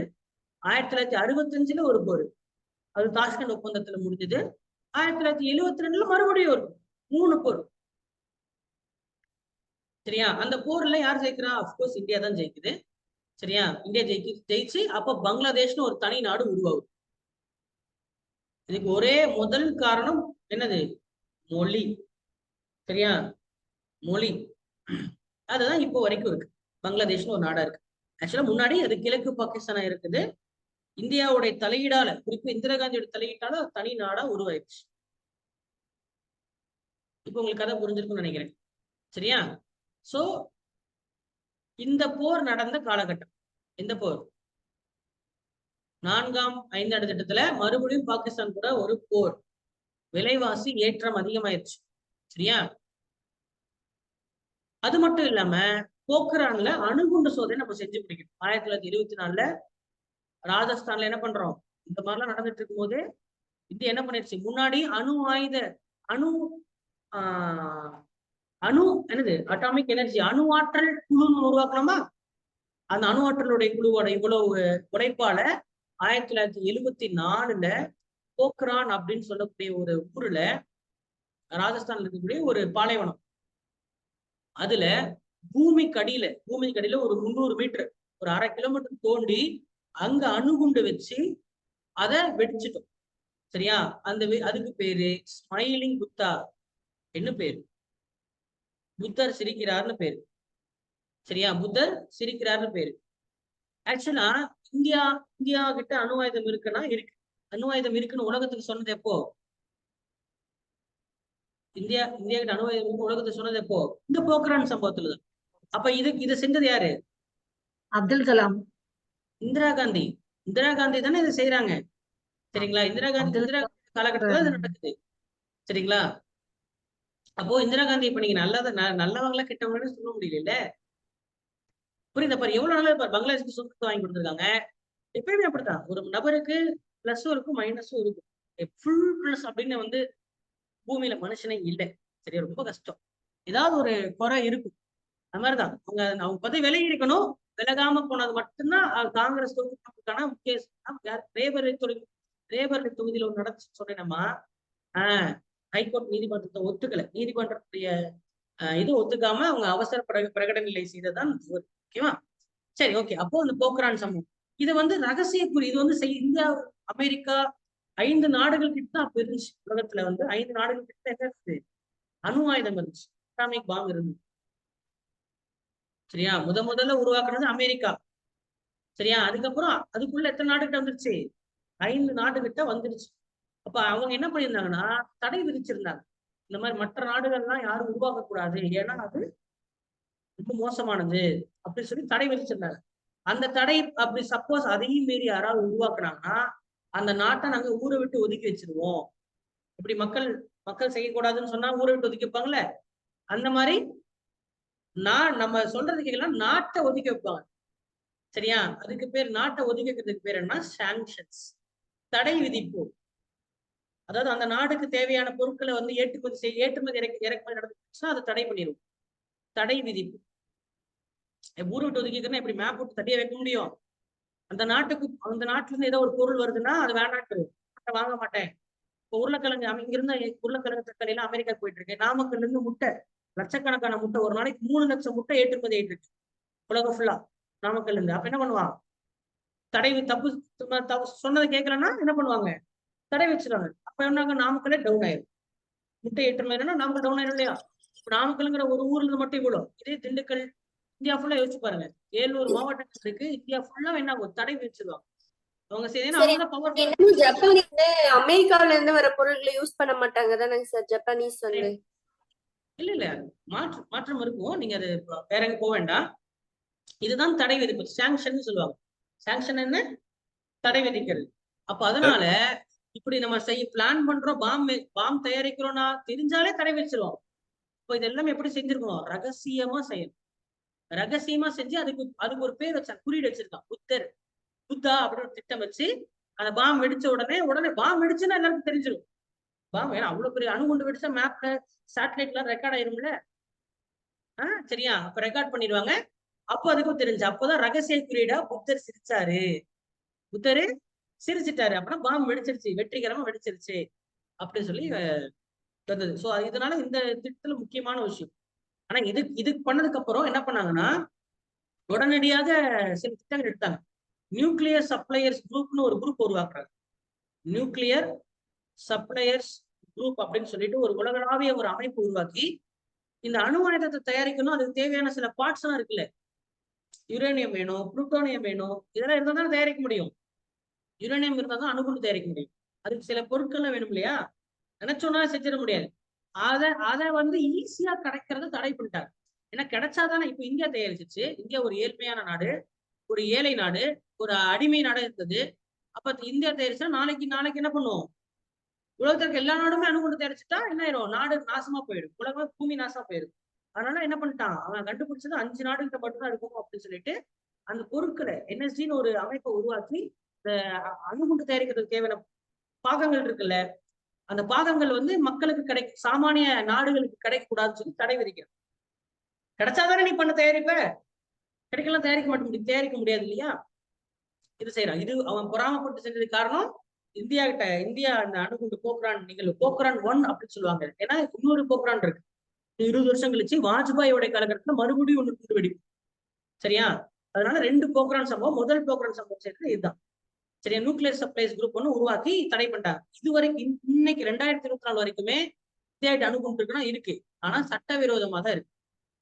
நம்மகிட்ட லீகலா இல்ல, இல்லீகலா தான் இருக்கு. சரியா, ஏன்னா நம்ம இந்த என்எஸ்சி அமைப்புல நம்ம கிடையாது. சொல்லாமலாம் வெடிச்சீங்கன்னா, வீட்டுல பட்டாசு வெடிச்சீங்கன்னா, புரியுது நான் சொல்றது? நம்மகிட்ட என்ன இல்ல, நம்மகிட்ட ஆல்மோஸ்ட் நமக்கு நியூஸ்ல வந்த அடிப்படையில 200க்கும் மேற்பட்ட ஏவுகணை, அணு ஆயுத ஏவுகணைகள் இருக்கு நம்மகிட்ட. 200 ஏவுகணை இருக்கு, 200 குண்டு இருக்குன்னு புரியுது நான் சொல்றது? 200 அணுகுண்டு இருக்கு. சரியா, பாகிஸ்தான் கிட்ட நம்ம விட எக்ஸ்ட்ரா 300 அணுகுண்டு வச்சிருக்கான். சரியா, மொத்தம் இப்போ இந்தியா உலகத்துல 9 நாடுகள் கிட்ட அணுகுண்டு இருக்கு. அப்ப 5 நாடுகள் சட்டப்படி, 4 நாடுகள் சட்டவிரோதம். 4 நாடுகள் சட்டவிரோதம். சரியா, மொத்தம் 9 நாடுகள் கிட்ட தான் பூமியில 200 நாடுகள் இருந்தாலும் 9 நாடு தான் அணுகுண்டு இருக்கு. அதுல சட்டவிரோதமா இந்தியாவுக்கு ஒண்ணு இருக்கு. அவன் உஷாரா என்ன பண்ணிட்டான்? இந்த சப்ளைஸ் குரூப் உண்டானதுனால இப்போ அணுகுண்டு பரவாம தடுத்துட்டான். 4 நாடுகள் தான் இப்போ எக்ஸ்ட்ராவா இருக்கு. அது பண்ணாம வச்சிருந்தானா என்ன இருக்கும்? அவாவே என்ன பண்ண, முதுகு சொல்ற குச்சி மாதிரி என்ன பண்ணிருப்பான்? வீட்டுக்கு கொண்டு வச்சிருந்துருப்பான். அவ்வளவுதான். அப்ப டக்குன்னு இப்ப இஸ்ரேல் பாலஸ்தீன் சண்டை, ஏதோ ஒரு போர் நடக்குதுன்னா என்ன ஆயிடும்? போடுறா ஒரு குண்டை அப்படின்னு சொல்லி போட்டானா முடிஞ்சு வச்சு பூமியை அழிஞ்சிடும். 3ஆம் உலக போர் வந்து. அது ஆல்பர்ட் ஐன்ஸ்டைன் கேட்கறாங்களா, 3ஆம் உலகப் போர் எப்படிங்க இருக்கும் அப்படின்னு சொல்லி கேட்கும் போது ஐன்ஸ்டைன் சொல்றாரா, 3ஆம் உலகப் போர் எப்படி இருக்கும்னு எனக்கு தெரியாது, ஆனா 4ஆம் உலகப் போர் எப்படி இருக்குன்னு எனக்கு தெரியும் அப்படின்னாரு. என்னடா அது புதுசா இருக்கு அப்படின்னு கேட்டா, இப்ப சொன்னாரா, 3ஆம் உலகப் போர் எப்படி இருக்குன்னு எனக்கு தெரியாது, ஆனா 4ஆம் உலகப் போர் வேர்ல்டு வார் 4 வந்து நீங்க வெறும் குச்சி, கம்பு, அம்புல தான் சண்டை போடுவீங்க, கண்டை வச்சு சண்டை போடுவீங்கன்றாங்க. அப்படின்னு என்ன அர்த்தம்? உலகம் அழிஞ்சிரும்னு சொல்றாரு. 3ஆம் உலகப் போர் நடந்தா உலகம் அழிஞ்சிரும். அடுத்து மறுபடியும் ஒரு உலகப் போர் வந்துச்சுன்னா அது நீங்க வெறும் கல்லு, குச்சி, கம்பு தான் சண்டை போடுவீங்க அப்படின்றாரு ஆல்பர்ட் ஐன்ஸ்டைன். சொல்றது புரியுதா? அதனால வந்து அதுக்கு காரணம் பரவல் அணு ஆயுத பரவலை தடுக்கணும். அதனாலதான் என்ன பண்றாங்க, ஏன் சார் இந்தியா மட்டும் வச்சுக்க கூடாதுன்னா இந்தியா வச்சுக்க கூடாது அப்படின்றதுதான் உலகத்துடைய விஷயம். விளங்குதா? ஆனா சில தடைகளை மீறிதான் வச்சிட்டு இருக்கோம். சரியா? அது நம்மளுடைய என்ன சொல்றது, பேசி எப்படியோ கொஞ்சம் சமாதானப்படுத்தி வச்சுட்டு, ஓகேவா? சரி, ஓகே. அப்போ நம்ம இங்க வருவோம். இங்க வரும் 4ஆம் ஐந்தாண்டு தான் வருவோம்.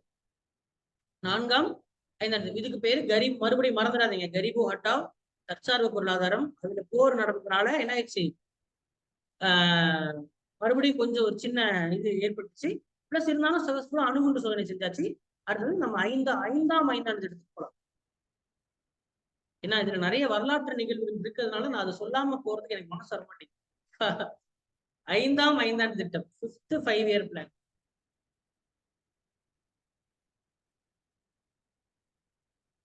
வருஷம் என்ன? 1974 முதல் 79.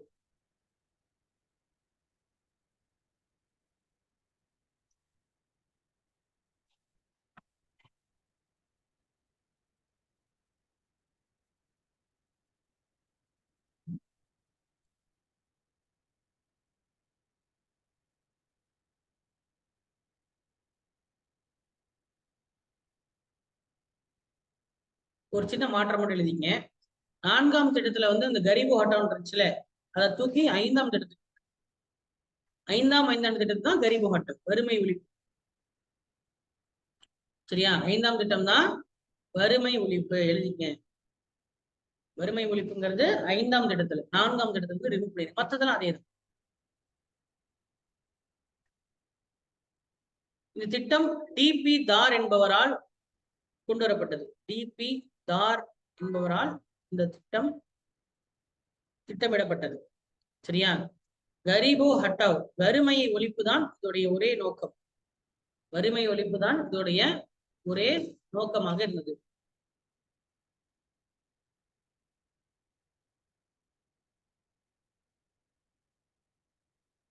கரீபு ஹட்டாவ் தான் இதோடைய நோக்கமா இருந்தது. ஆனா இதுல ஒரு முக்கிய பிரச்சனை நடந்துச்சு. என்ன பிரச்சனை? இந்த திட்டம் பாதியில நின்றுடுச்சு. 1978லயே இந்த திட்டம் ரத்து செய்யப்பட்டது. காரணம் சொல்லுங்க அப்போ. 1978ல என்னாச்சு? இந்திரா காந்தி ஜெயிக்கல, மறுபடியும் ஜெயிக்கல.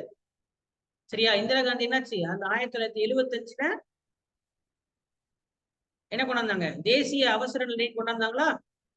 அவசரம் கொண்டாந்தனால அவங்களுக்கு 1970, புரியுதாமா நான் சொல்றது? அவங்க முழுசா நிக்கல.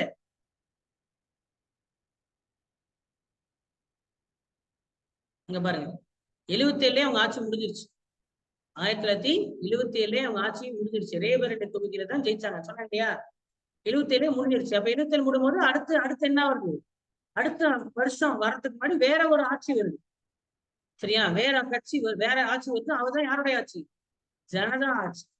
இப்ப அவர் வந்த உடனே அவர் என்ன பண்றாரு, போட்டலி முதல்ல இருந்து போடு அப்படின்னு சொல்லி என்ன பண்றாரு, மோடி என்ன பண்ணாரு, பிளானிங் கமிஷன் வந்த உடனே பிளானிங் கமிஷன் அடிச்சிட்டாருல, அந்த மாதிரி இந்த அம்மா என்ன ஆயிடுச்சு, 77லயே இந்த அம்மாவுடைய ஆட்சி முடிஞ்சிருச்சு. 1977லயே ஆட்சி முடிஞ்சிருச்சு. அதனால என்ன ஆயிடுச்சு, புது கட்சி, புது எலெக்ஷன் நடந்து புதுசா ஒருத்தவங்க வராங்க. அந்த கட்சி ஜனதா பார்ட்டி. அவர் ஆட்சிக்கு வந்த உடனே மொராஜி தேசாய் ஆட்சிக்கு வராரு. மொராஜி தேசாய் முதல் காங்கிரஸ் அல்லாத பிஎம். அவர் வந்தோடனே 1978ல என்ன பண்றாரு, 5ஆம் ஐந்தாண்டு திட்டத்தை ஒழிச்சிட்டு, சரியா, 5ஆம் ஐந்தாண்டு திட்டத்தை ஒழிச்சிட்டு சுழல் திட்டத்தை அறிமுகப்படுத்துறாரு. சுழல் திட்டம், ரோலிங் பிளான். ஒண்ணும் இல்ல, சேம் அங்க முன்னாடி ஒரு 3 வருஷம் கேப் விழுந்ததுல, அந்த மாதிரி இப்பயும் கேப் உள்ளது. ரோலிங் பிளான், சுழல் திட்டம்.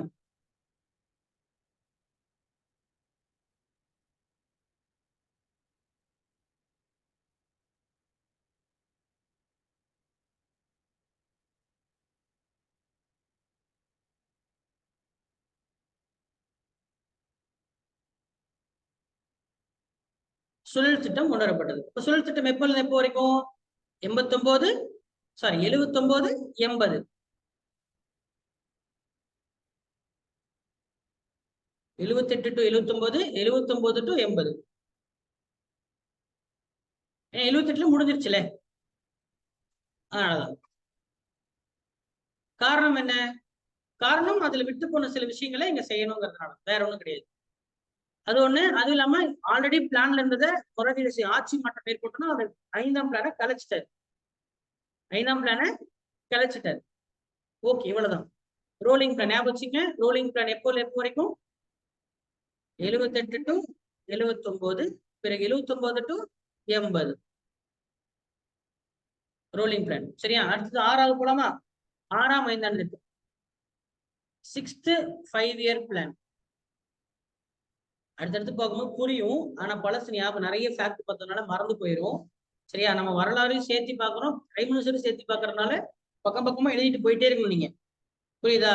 அதுக்கப்புறம் ஹோம்ஒர்க் கொடுக்கும்போது அது ஞாபகம் வந்து சொல்லப்படாது. ஒரு வாட்டி இன்னொரு முறை எழுதிட்டு சொல்லுவேன். அப்போ அதெல்லாம் அதை மட்டும் தனியா ஒரு வாட்டி எழுதிட்டு இருந்தீங்கன்னா உங்களுக்கு அந்த டப்பா வந்துடும். ஓகே, சரி. 6ஆம் ஐந்தாண்டு திட்டம், இதோட திட்டமும் வறுமை ஒழிப்பு மற்றும் தற்சார்பு தான். இல்லைங்க, இதோட திட்டம் என்னது? வறுமை ஒழிப்பு மற்றும் தற்சார்பு. சரியா? நவீனமயமாக்கல், நவீனமயமாக்கல் அப்படின்ற ஒரு வார்த்தை வருது. இனோவேஷன், நவீனமயமாக்கல். ஏன்னா உலகம் இப்போ என்ன ஆயிட்டு இருக்கு? புதுசா கண்டுபிடிக்கும். கம்ப்யூட்டர்லாம் வந்துருச்சு, மொபைல் போன்லாம் வந்துருச்சு. அப்படின்னா நம்மளும் டெவலப் ஆகணும். இப்போ இல்லை, நான் சொல்றது எப்போ? 1980 முதல் 85 வரைக்கும், 1980ல இருந்து 85 வரைக்கும். அப்ப 85ல யார் இருக்கிறா? மறுபடியும் பாருங்க, மறுபடியும் இந்திரா காந்தி தான். மறுபடியும் இந்திரா காந்தி தான். 80 to 84 வரைக்கும் அவங்க இருக்காங்க. சரியா? சோ இந்திரா காந்தியோட காலகட்டத்துல 6ஆம் ஐந்தாண்டு திட்டமும் யாருதான்? ஆமா, அதனாலதான் அவங்க கொண்டு வந்த அந்த பாவர்ட்டி, வறுமை ஒழிப்பு முன்னாடியே கொண்டாந்துட்டாங்க. இருந்தாலும் அதை செயல்படுத்த முடியாதனால மறுபடியும் கொண்டாடுறாங்க. வேற ஒண்ணும் கிடையாது, மறுபடியும் கொண்டாடுறாங்க. சரியா? இதுல மறுபடியும் ஃபேமிலி பிளானிங் அப்படின்ற டாபிக் வருது. ஏன்னா ஃபேமிலி பிளானிங் ரொம்ப வருஷமா இருக்கு, இன்னும் அதை நம்ம இலக்கு அடையல. மக்களே, சிறிய குடும்பம், ஃபேமிலி பிளானிங், சின்ன குடும்பம் வச்சுக்க, நாம் இருவர் நமக்கு, நான் சொன்னேன் இல்லையா அதெல்லாம், அந்த நாம் இருவர் நமக்கு இருவர் அப்படின்ற கான்செப்ட் எல்லாம் என்ன பண்றாங்க? இப்பதான் கொண்டாடுறாங்க.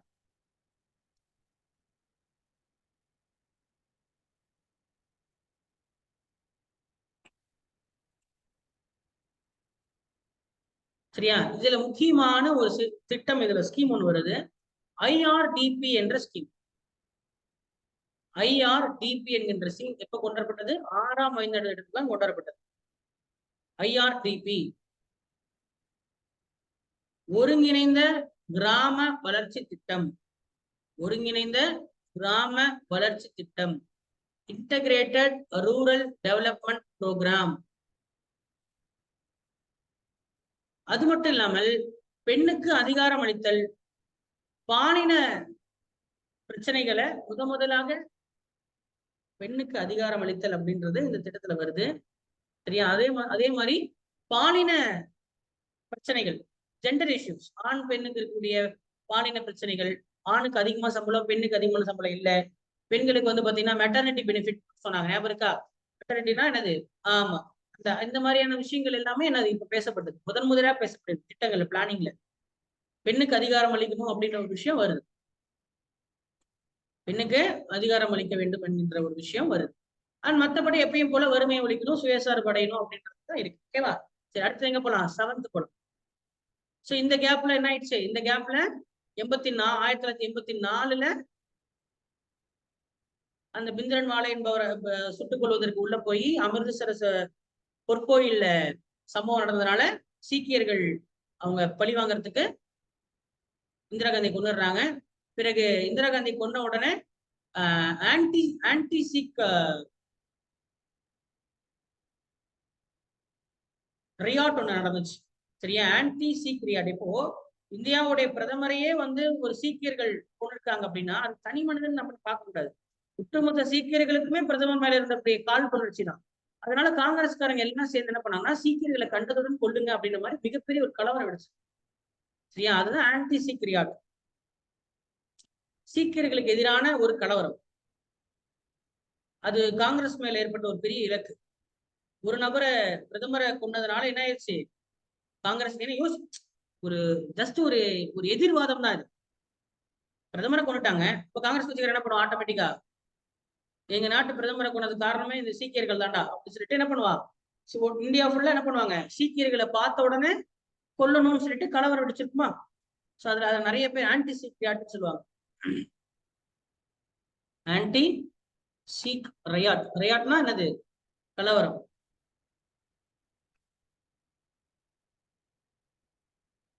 சரியா, நாடு ஃபுல்லா வந்து பாத்தீங்கன்னா 3350 சீக்கியர்கள் கொல்லப்பட்டார்கள் இந்த கலவரத்துல.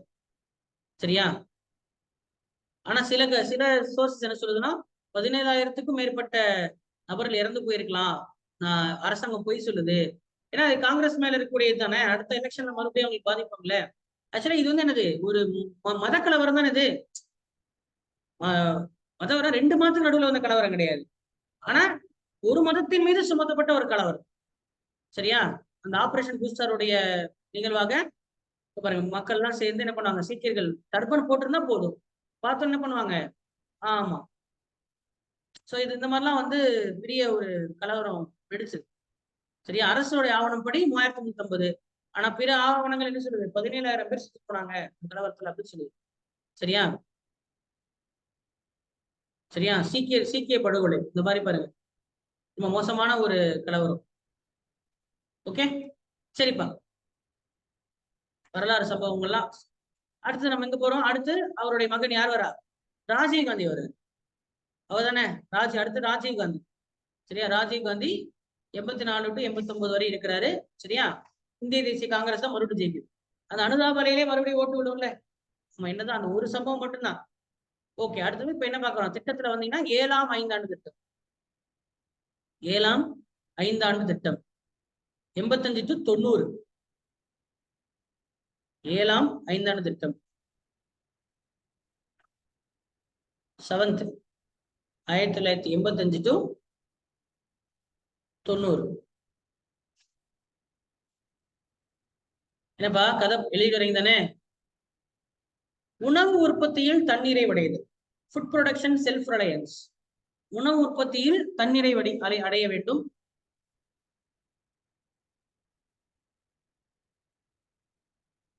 சரியா,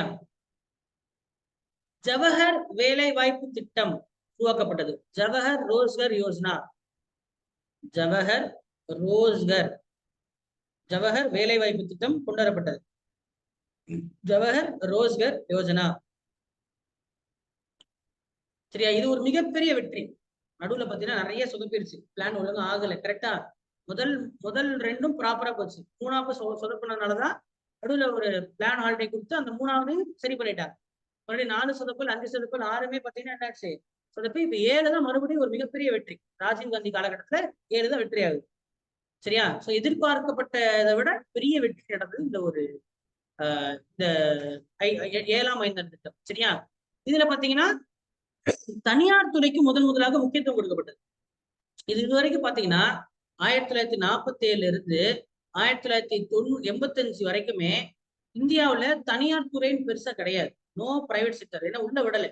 தனியார் துறைங்கிறது மோஸ்ட்லி சின்ன லெவல்ல தான் இருக்கும். சின்ன லெவல்ல பாத்தீங்கன்னா என்ன சொல்லலாம், ஒரு சின்ன கம்பெனி, ஒரு 5 கோடி 10 கோடிக்கு செஞ்சிட்டு இருக்கிற ஒரு கம்பெனி தெரியுமா, அந்த சைஸ் தான் இருக்கும்.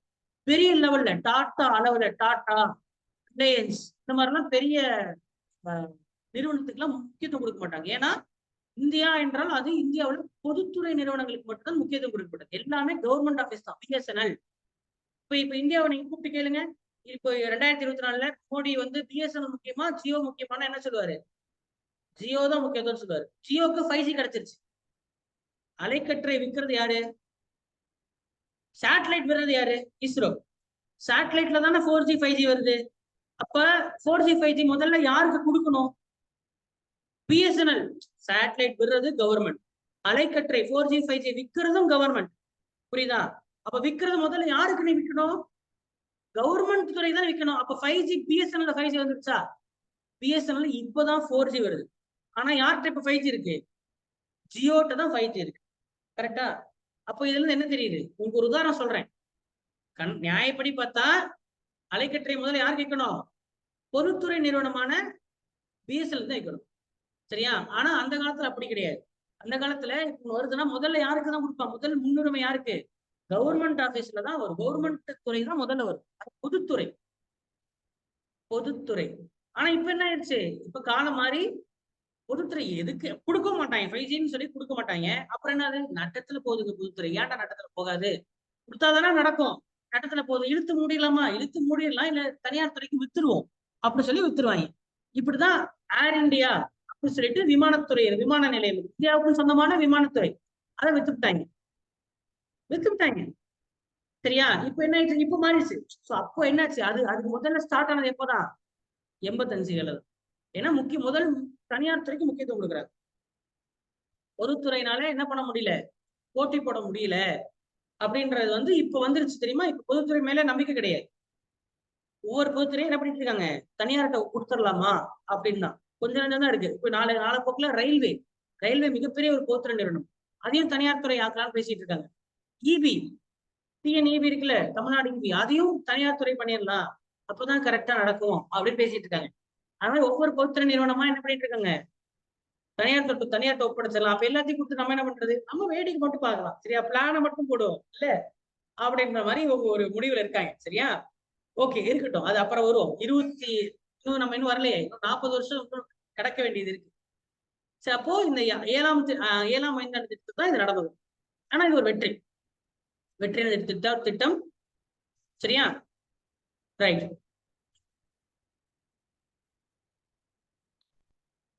சரி, எது வரைக்கும்? 1990 வரை. 1990. மறுபடியும் என்னாச்சு? மறுபடியும் ஒரு பிளான் ஹாலிடே வருது. சரியா? மறுபடியும் ஒரு பிளான் ஹாலிடே. இப்ப எத்தனாவது முறை பிளானிங் தடைபடுது? 3வது முறை. 1991, 1992. சரியா? இதுக்கு முக்கியமான ஒரு காரணம் இருக்கு. என்னன்னா,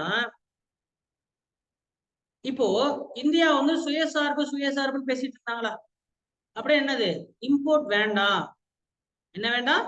இம்போர்ட் வேண்டாம் அப்படிங்கிறது தான் ஒரு விஷயம். அதான் அர்த்தம். சுயசார்பு வேணும் அப்படின்னா என்ன அர்த்தம்?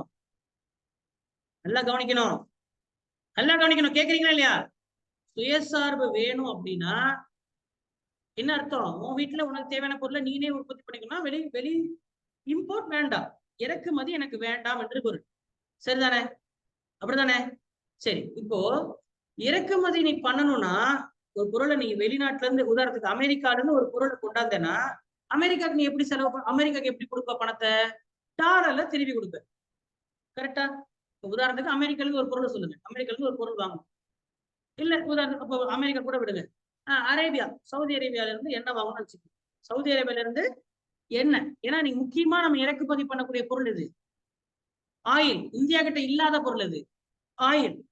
சரியா? நீ ஆயில உற்பத்தி எல்லாம் பண்ண முடியாது. விவசாயத்துல உற்பத்தி பண்ணலாம், தொழிற்சாலை பண்ணலாம். ஆயில் எங்கிருந்து வரும்? ஆயில் மண்ணுக்குள்ள இருந்து வருது, அதை உற்பத்தி பண்ணணும். அப்போ ஆயில் நம்ம வெளியில இருந்து தான் வாங்கணும். கரெக்டா? வெளியில இருந்து தானே வாங்கணும், வேற வழியே இல்லையே. க்ரூட் ஆயில் எங்க தான் வாங்கணும்?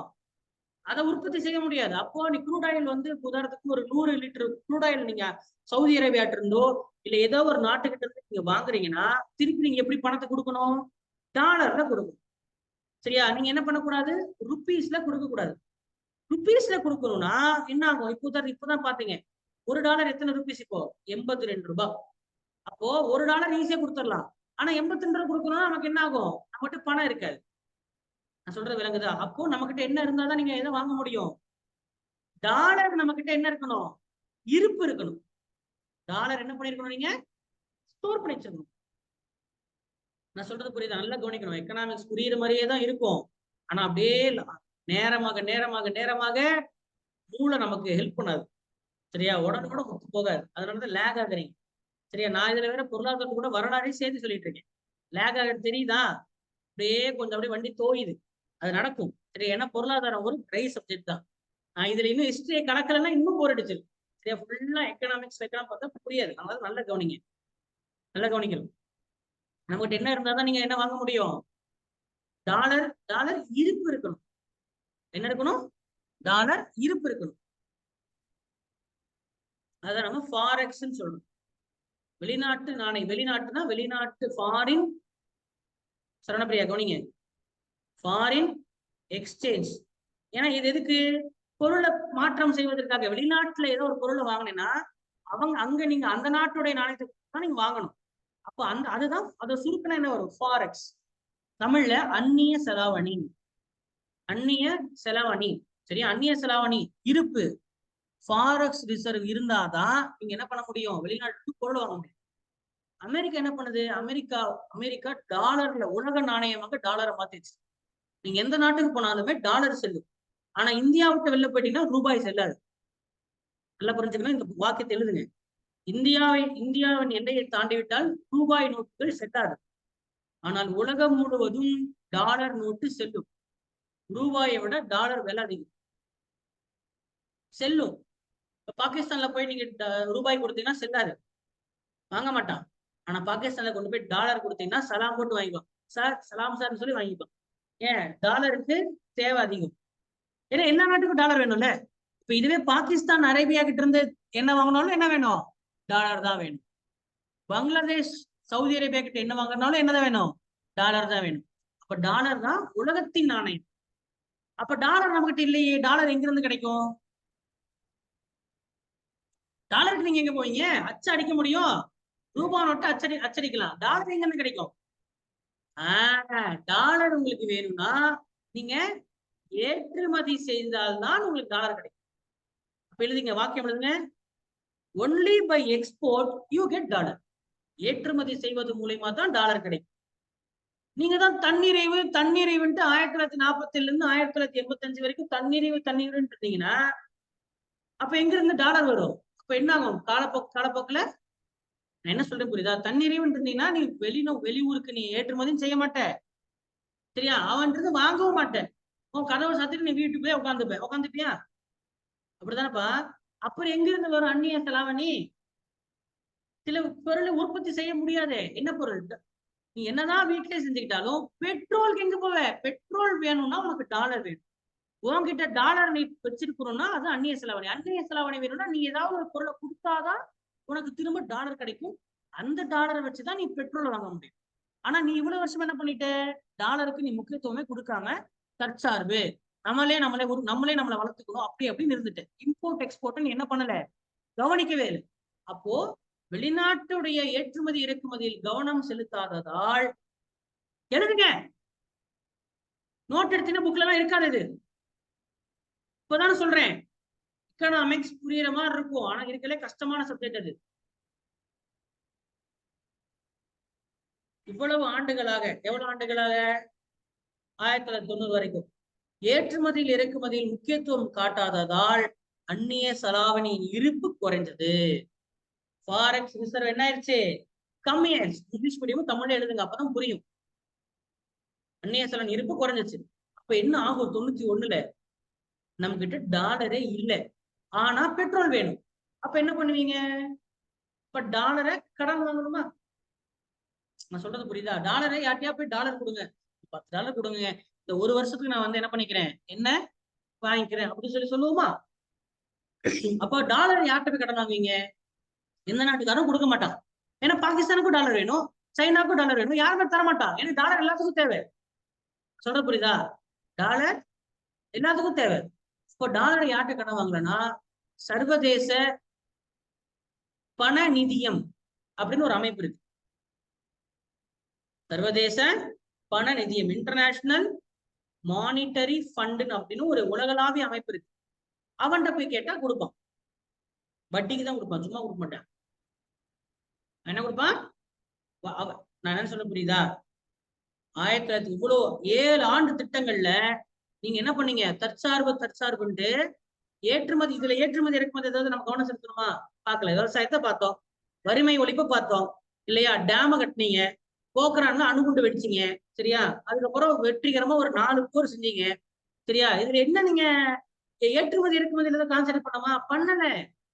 அப்ப 40 வருஷத்துல என்ன ஆயிடுச்சு?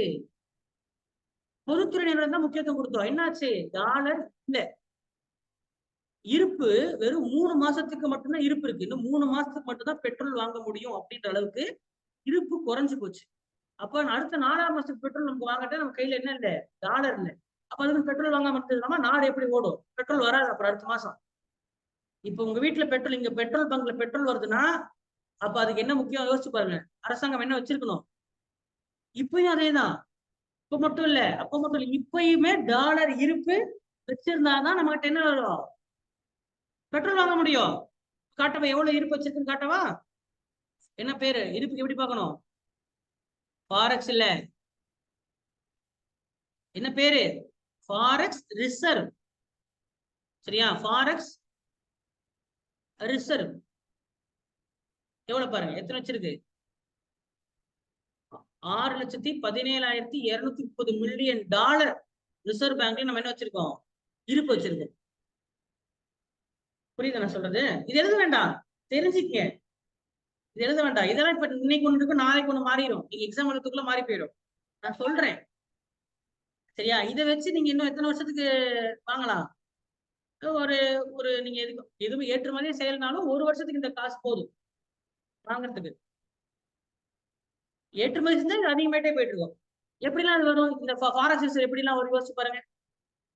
டாலர் எப்படி நம்ம இந்தியாவுக்குள்ள வருது? எழுதுங்க. இங்க இருந்து வெளிநாட்டுக்கு வேலைக்கு போறானா?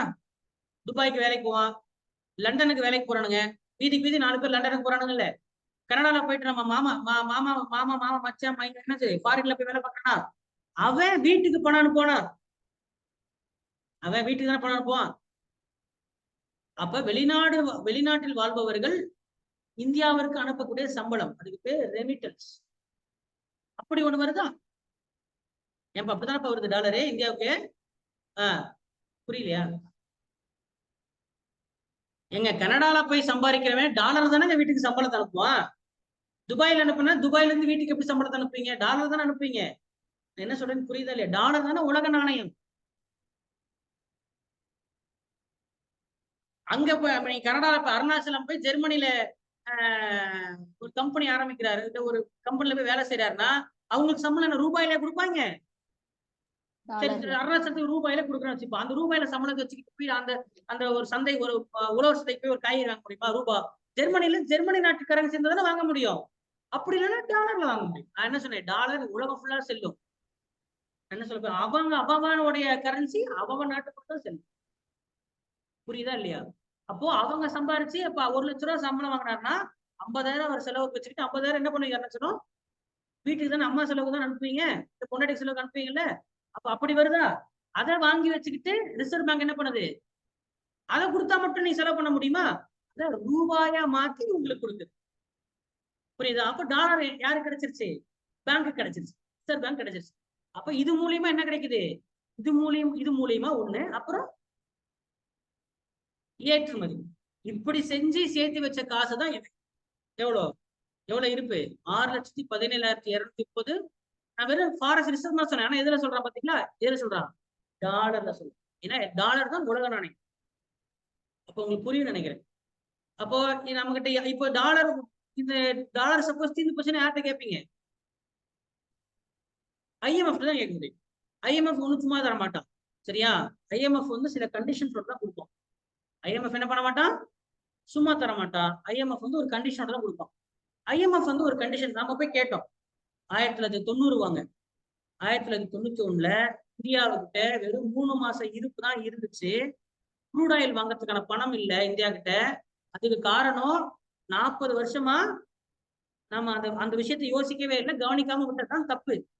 புரியுதா? ஏற்றுமதி இருக்கும்போது யோசிக்கல. அப்போ IMF போய் கடன் கேட்கும் போது IMF நான் தரேன், வட்டிக்கு தான் கொடுப்பேன், ஆனா ஒரு கண்டிஷன் போடுறான். என்ன கண்டிஷன் அப்படின்னா, உன்னுடைய கதவுகளை நீ திறந்துரு.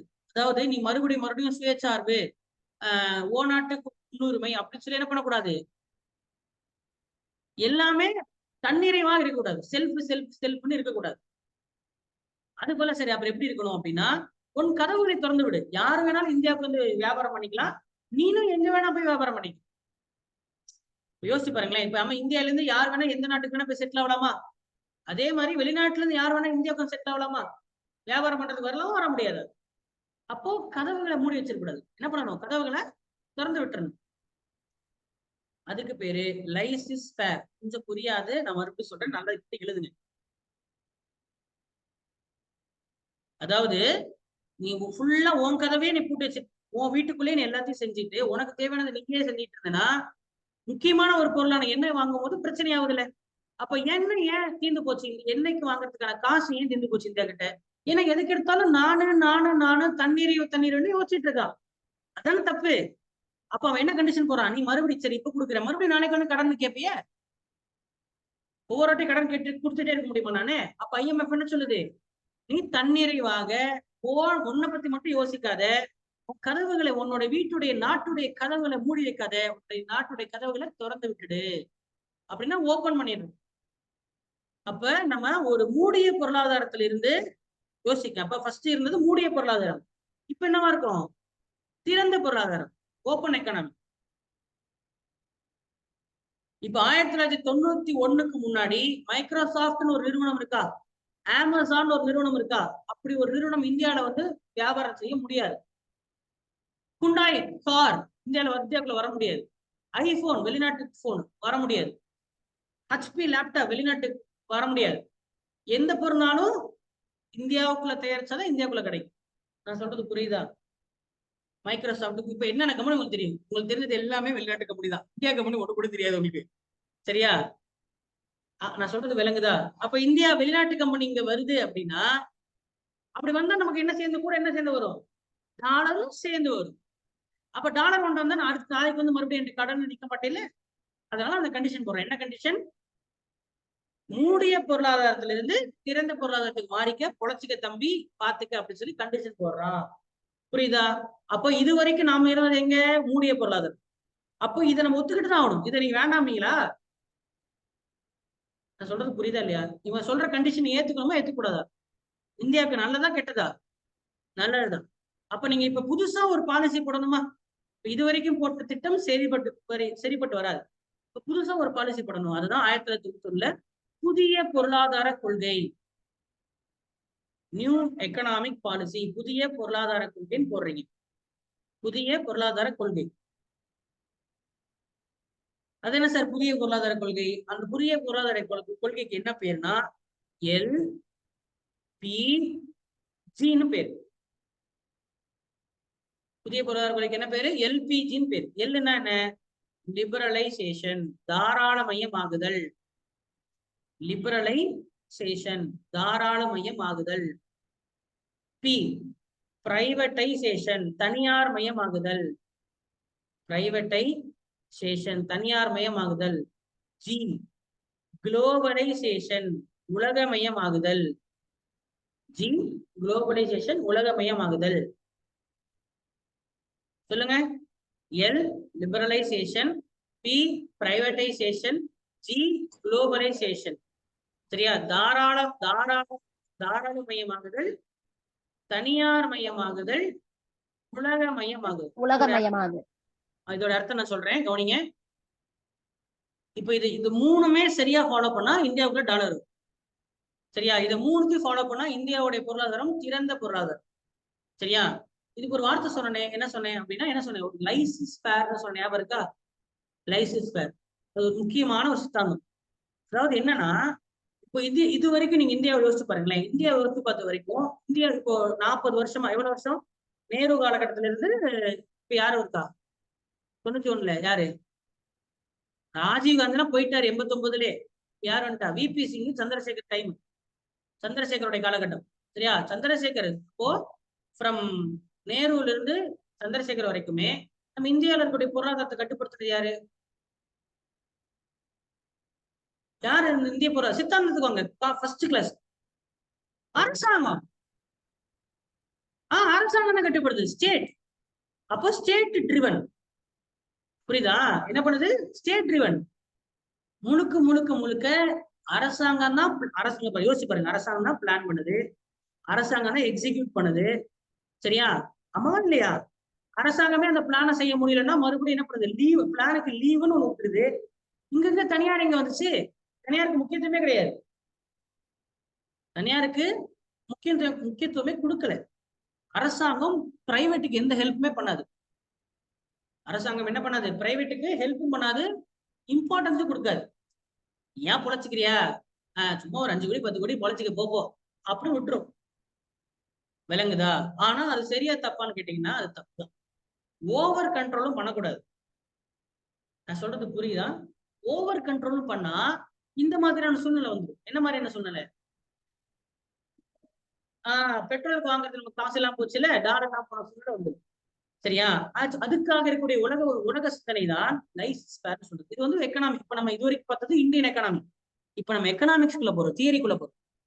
இப்ப பார்த்தது இந்திய பொருளாதாரம் தானே பாத்தீங்க. இப்ப நான் எக்கனாமிக்ஸ்குள்ள போறேன். இப்போ ஃபர்ஸ்ட் கிளாஸ் பார்த்தது கம்யூனிசம், கேபிட்டலிசம் அப்படிலாம் பார்த்தோம்னா அதெல்லாம் என்னது? அது எக்கனாமி கிடையாது. நான் முன்னாடியே சொல்லிட்டேன், எக்கனாமிங்கிறது பிராக்டிக்கல், எக்கனாமிக்ஸ்ங்கிறது தியரி. லைசன்ஸ் ஃபேர் என்னன்னு சொல்றேன், நல்லா கவனிங்க. லைசன்ஸ் ஃபேர் அப்படின்னா என்ன? சரணப்பிரியா கவனிக்கிறீங்களா? லைசன்ஸ் ஃபேர் அப்படின்னா let things flow by themselves. Let things flow, அதாவது அது தன்பால் ஓடட்டும், அது தன்பால் ஓடட்டும், நீ கட்டுப்படுத்த வேண்டாம். ஓ, ஆடு வாங்குறியா? ஆடு ஒரு 100 ஆடு வாங்குற. 100 ஆடு வாங்குறேன்னா காலையில திறந்து விடுற கதவை, ஆடு தானா போய் மேயட்டும். ஆடு என்ன பண்ணட்டும்? தானா போய் மேயட்டும். சாயந்தரம் ஆனா ஆடு தானா வரும், அப்ப கதவை சாத்திடுற. இப்போ மொபைல் என்னது? கதவை திறந்து விடுறதும் மூடுறதும் தான் மொபைல். புரியுதா? அந்த மாதிரிதான் கவர்மெண்ட் என்ன பண்ணணும்? அப்படிதான் இருக்கணும். புரியுதா? நீ வந்து ஆட்டை பிடிச்சி கட்டிக்கிட்டு அது வந்து இங்கதான் மேயணும் அப்படின்னு சொல்லி பண்ணேன்னா அது உருப்படாது அரசாங்கம். அப்ப லைசன்ஸ் ஃபேர்னா அதோட ஒரிஜினல் அர்த்தம் என்ன? ஒரு பிரெஞ்சு சொல், லெட் திங்ஸ் ஃப்ளோ. அது அதுக்கு ஓடட்டும், நீங்க ரொம்ப எல்லாம் கட்டுப்படுத்த கூடாது. ஒரு வெளிநாட்டுக்காரன், இப்ப கூகுள் அப்படி ஒரு கம்பெனி இருக்கா? கூகுள்னு ஒரு கம்பெனி, இந்தியா பெரிய ஒரு மார்க்கெட் இருக்கு, இங்க வந்து நான் வியாபாரம் பண்றேன்னு நினைக்கிறானா? பண்ணிட்டு போறான். நீ என்ன போய் அவன் வரக்கூடாது போக கூடாதுன்னு சொல்ற? அது ஒரு சந்தை. புரியுதா நான் சொல்றது? அது ஒரு சந்தை. அந்த சந்தையில ஒருத்தர் லாபம் பார்க்கணும்னு நினைக்கிறான், பார்த்துட்டு போறான். அவன் வந்தானா அவன் ஒரு பல லட்சம் கோடி ரூபாய் இன்வெஸ்ட் பண்ணுவான். அவன் உனக்கு டாலர் கிடைக்கும். டாலர் கிடைக்குதா? டாலர் கிடைக்குதா? நிதி கிடைக்குது. சரி, பிளஸ் இங்க வந்து அவன் இங்க வந்து வியாபாரம் பண்றான் அப்படின்னா பில்டிங் கட்டுறானா? பில்டிங் எங்க கட்டுறான்? இங்கதான் கட்டுறான். அப்ப அவன் கட்டுற பில்டிங்ல வேலை வாய்ப்பு, வேலை செய்யறதுக்குன்னு அமெரிக்கால இருந்தா ஆள் கூட்டாரா? இங்க இருக்கக்கூடிய நபர்களுக்கு தான் வேலை கிடைக்குது. அப்ப வேலை வாய்ப்பு கிடைக்குதா? கிடைக்குதா இல்லையா? சரி, வியாபாரம் பண்ணானா அவன் லாபம் சம்பாரிச்சானா யாருக்கு வரி கட்டுறான்? அரசாங்கம் தான் வரி கட்டுறான். அப்ப யாருக்கு வரி வருது? அரசாங்கத்துக்கு வரி வருதா? அப்ப இதெல்லாமே நீ கட்டுப்படுத்திட்டு இருந்தனா, இல்ல நான் இந்தியாவிலே கம்பெனி செய்யறேன், மேக் இன் இந்தியா அப்படின்னு சொல்லிட்டு இல்ல இந்தியாலே பண்றேன்னா, இந்தியால இருக்கிறவனுக்கு அந்த அளவுக்கு என்ன இன்னும் வளரலையே, தகுதி இல்லையே. நான் சொல்றது புரியுதா? வெளிநாட்டுக்காரன் பண்ண வேணாம். சரி, இங்க இருக்கு. சரி, இங்க ஒருத்தர் சூப்பர் டூப்பரா ஒருத்தர் இருக்கான்னு வச்சுக்கேன். சரி, அப்ப அஜித் அப்படின்னு ஒரு பெரிய ஒரு கம்பெனி ஆரம்பிக்கிறாரு அப்படின்னா அவர் ஏன் இந்தியாவில மட்டும் செய்யட்டும்? அவர் போய் ஜெர்மனில ஒரு கம்பெனியை போடட்டும். டாடா கம்பெனி இருக்குல்ல, டாட்டாவுடைய கார் இந்தியாவில மட்டும்தான் விற்குதுன்னு நினைச்சிட்டு இருக்கீங்களா? ரிலையன்ஸ் அம்பானி இந்தியாவில மட்டும்தான் கம்பெனி வச்சிருக்கான்னு வச்சீங்களா? அவருடைய கம்பெனி உலகம் ஃபுல்லா இருக்கு. நான் சொல்றது புரியுதா? இப்படி வெளிநாட்டுக்கார இந்தியாவுக்குள்ள வரானோ, நீயும் வெளிநாட்டுக்கு போலாம் தானே? போலாமா? போக கூடாது. அப்போ நீ எதுவுமே கட்டுப்படுத்தாது. இங்க இருந்து போன்னு சொல்லி உங்களை போக சொன்னாங்களா? இங்க இருந்து 10 பேர் லண்டனுக்கு போ அப்படி சொல்லி கவர்மெண்ட் சொல்லிச்சா? வருஷம் நாமக்கல் இருந்து ஒரு 20 பேர் லண்டனுக்கு போய் வேலை பார்க்கணும் கவர்மெண்ட் சொல்லிச்சா? அப்புறம் ஏன் இங்க இருந்து லண்டனுக்கு போய் வேலைக்கு போய் தேடி கொடுத்துருக்காங்க? அவன் அந்த ஆடு தானா போய் மேயுது. கரெக்டா இல்லையா? அந்த ஆடு தானா போய் மேயுது. கூகுளோ மைக்ரோசாப்டோ அங்க இருக்கக்கூடிய ஒரு கம்பெனிங்க வியாபாரம் பண்றானா, நீ வான்னு சொல்லி கூப்பிடலாம். இப்ப போய் கூப்பிடுறாங்க, இங்க எங்க நாட்டுக்கு வாங்க, எங்க நாட்டுக்கு வாங்கன்னு போய் கூப்பிடுறாங்க, சிஎம் போய் கூப்பிடுறாங்க. இருந்தாலும் அவனா வரான்ல, நீ ஒண்ணும் என்ன பண்ண வேண்டாம். நான் சொல்றது புரியுதா? அதுதான் லைசன்ஸ் பேர்னா என்ன? லைசன்ஸ் பேருங்கிறது உலக அளவுல மார்க்கெட் ட்ரிவனா பேசுறது. மார்க்கெட் ட்ரிவனா கேபிட்டலிசம், முதலாளித்துவத்தை பேசுறது. உலக அளவுல பேசினா முதலாளித்துவம். அதுக்குன்னு அரசாங்கமே இருக்கக்கூடாதுன்னு சொல்லல. அரசாங்கமே இருக்கக்கூடாதுன்னு சொன்னாதான் முதலாளித்துவம். ஆனா அது தன்பால் ஓடட்டும், நீ கட்டுப்படுத்தான்னு சொல்ற. இதுக்கு பேரு தான் எல்பின்னு சொல்லுவாங்க. அப்போ தாராளமயமாகுதல் என்ன? எல்லாத்துக்கும் முன்னுரிமை கொடு. அரசாங்க கவர்மெண்ட்டுக்கும் கொடு, பிரைவேட்டுக்கும் கொடு. நிறைய பிரைவேட் கம்பெனி உருவாக்க சொல்லுங்க. பிரைவேட் கம்பெனியை ஒருத்தர் உருவாக்கணும். அருணாச்சலம் வந்து ஒரு 5 கோடியில ஒரு பிசினஸ் ஆரம்பிக்க நினைக்கிறாரா? 5 கோடி ரூபா அருணாச்சலத்துக்கு இல்லையா? சரி 5 கோடி ரூபாய் பணம் கொடு. சரியா? அவர் என்ன பண்ணட்டும்? பிசினஸ் ஆரம்பிச்சு பண்ணட்டும். என்னப்போ அது மூலயமா ஒரு 50 பேருக்கு வேலை கொடுப்பாரு அவரு. சரிதானே? அடுத்து குளோபலைசேஷன், உலகமயமாதல். வெளிநாட்டுக்காரன் இங்க வரட்டும், நீ வெளிநாட்டுக்கு போ. கட்டுப்படுத்தாது. இப்படி பண்ணாதான் என்ன இருக்கும்? நாடு பர்ஃபெக்டா போகும்னு சொல்றாங்க. அப்போ இதுவரைக்கும் நம்ம போட்ட பிளான் இதுல, அந்த பிளான்ல இது இல்ல. இதுவரைக்கும் நம்ம போட்ட பிளான் என்னது? ஸ்டேட் பேஸ்ட் க்ளோஸ்ட் எக்கானமி, மூடிய பொருளாதாரம். உனக்கு ஒரு இப்ப இந்தியாவுல ஒரு 100 கோடி மூட்டை தேவையா, அரிசி மூட்டை தேவையா அப்படின்னா என்ன சொல்லுவான் அந்த பிளான்ல? ஓ ரைட், அப்ப நம்ம 100 கோடி அரிசி மூட்டை நம்ம அடுத்த 5 வருஷத்துல உருவாக்கிடலாம் அப்படின்னு சொல்லுவாங்க. நீ எப்போ உருவாக்கி அது எப்போ? அதுக்கு ஈஸியா ஒரு போனை போட்டோம்னா அடுத்த ஒரே நாள் வந்து இறங்கிடும்ல. இறக்குமதி பண்ணிட்டு போலாம்ல, ஈஸி தானே அது. நீ எப்ப உற்பத்தி பண்ணி எப்ப செஞ்சு அது நடக்கிற காரியமா? அதே மாதிரி உங்ககிட்ட எக்ஸ்ட்ரா இருக்க பொருள் இருக்கா, ஏற்றுமதி பண்ணு. உன்னை யார் வேண்டான்னு சொன்னா? அவன் வாக்குல ஓடட்டும், நீ வேடிக்கை பாரு. தப்பு நடந்தா தட்டி கேளு. புரியுது நான் சொல்றது? தப்பு நடந்தா தட்டி கேளு. அப்ப அரசாங்கமும் வருது, மார்க்கெட்டும் வருது. அப்பனா இதுக்கு பேர் என்ன? கலப்பு பொருளாதாரம். இப்ப புதிய பொருளாதார கொள்கைக்கு என்ன பேரு? வேற பேர் என்ன? கலப்பு பொருளாதாரம். கலப்பு பொருளாதாரம் இந்தியால எப்ப வந்துச்சு? 1991, 1991 தான் வந்துச்சு. அப்ப மிக்சட் எக்கானமி இப்பதான் கூட உருவானது. நான் சொல்றது புரியும் நினைக்கிறேன். கலப்பு பொருளாதாரம் இப்பதான் உருவாச்சு. கலப்பு பொருளாதாரம் வரதுக்கு காரணம் நான் சொன்னேன்னா, ஃபுல் அண்ட் ஃபுல் ஸ்டேட்டே பண்ணா பஞ்சாயத்து ஆயிரும் சொன்னேன். ஃபுல் அண்ட் ஃபுல் மார்க்கெட்டும் பண்ணா பஞ்சாயத்து ஆயிடும்.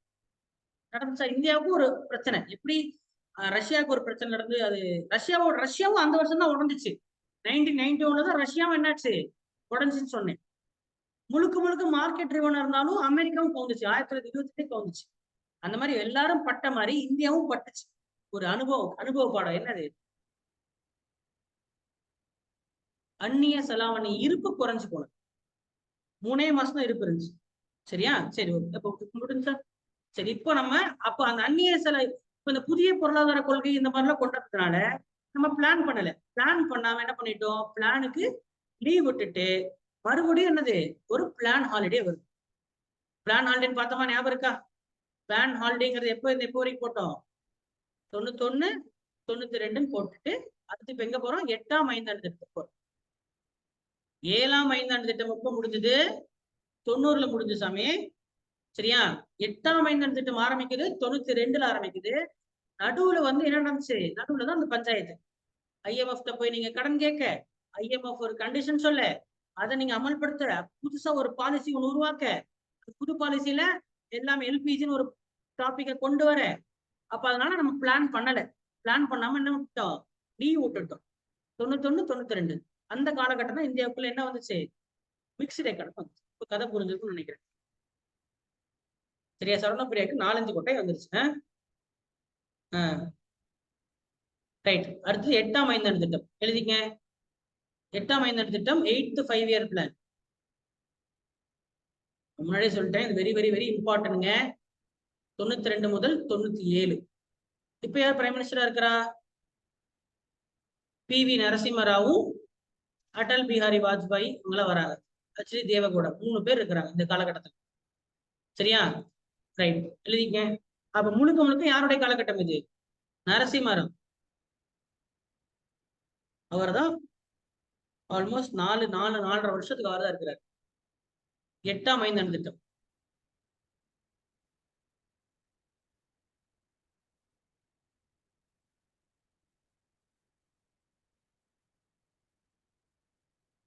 அப்ப இந்த காலகட்டத்தில் தாராளமயமாக்கப்பட்ட புதிய பொருளாதார கொள்கை கடைபிடிக்கப்பட்டது. சோ இந்த 8th 5-year plan we followed what?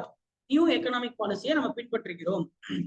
we followed new economic policy, புதிய பொருளாதார கொள்கை. அதாவது எதை சொல்றோம்? LPG ஃபாலோ பண்றோம். அப்ப கேட்பாங்க, LPG ஃபாலோ பண்ண முதல் ஐந்தாண்டு திட்டம் எது? 8ஆம் ஐந்தாண்டு திட்டம். சரியா? எத்தனை முறை வந்து பிளானுக்கு லீவ் விட்டுருக்காங்க இது வரைக்கும்? 3 முறை. எந்தெந்த வருஷம் கேட்டா சொல்லிடுவீங்களா? ஃபர்ஸ்ட் பிளானுக்கு பிளான் ஹாலிடே. சரியா? அது பிளான் ஹாலிடே என்ன சொல்லுவாங்க? ஆண்டு திட்டங்கள்னு சொல்லப்பட்டது. அங்க அப்போ என்ன சொன்னாங்க? ஆண்டு திட்டங்கள். ரெண்டாவது ஒரு கேப் இருந்துச்சு, அதுக்கு பேர் என்ன? ரோலிங் பிளான், சுழல் திட்டங்கள். அது யாருடைய காலகட்டத்தில் போடப்பட்டது? மொராஜி தேசாயோட காலத்துல போட்டது. அப்புறம் மறுபடியும் ஒரு பிளான் ஹாலிடே. இது எத்தனை வருஷம்? 2 வருஷம். இது காரணம் என்ன? புதிய பொருளாதார கொள்கை அமல்படுத்தப்பட்டது. சரியா? நமக்கு டாலர் இல்லைன்னா யார்கிட்ட போய் கேட்கணும்? டாலர் யார்கிட்ட கேட்டு கடன் வாங்கலாம்? IMF கேட்கலாம். அப்படி இல்லைன்னா வேற என்ன பண்ணலாம்?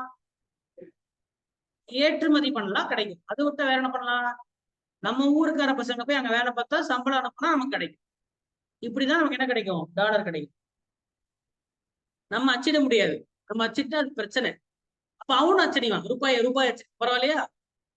சரியா? அப்படி பண்ணக்கூடாது. அதனால ஒரே வழி நமக்கு டாலர்னா நீங்க என்ன பண்ணணும்? ஆமா, ரைட், ஓகே. சோ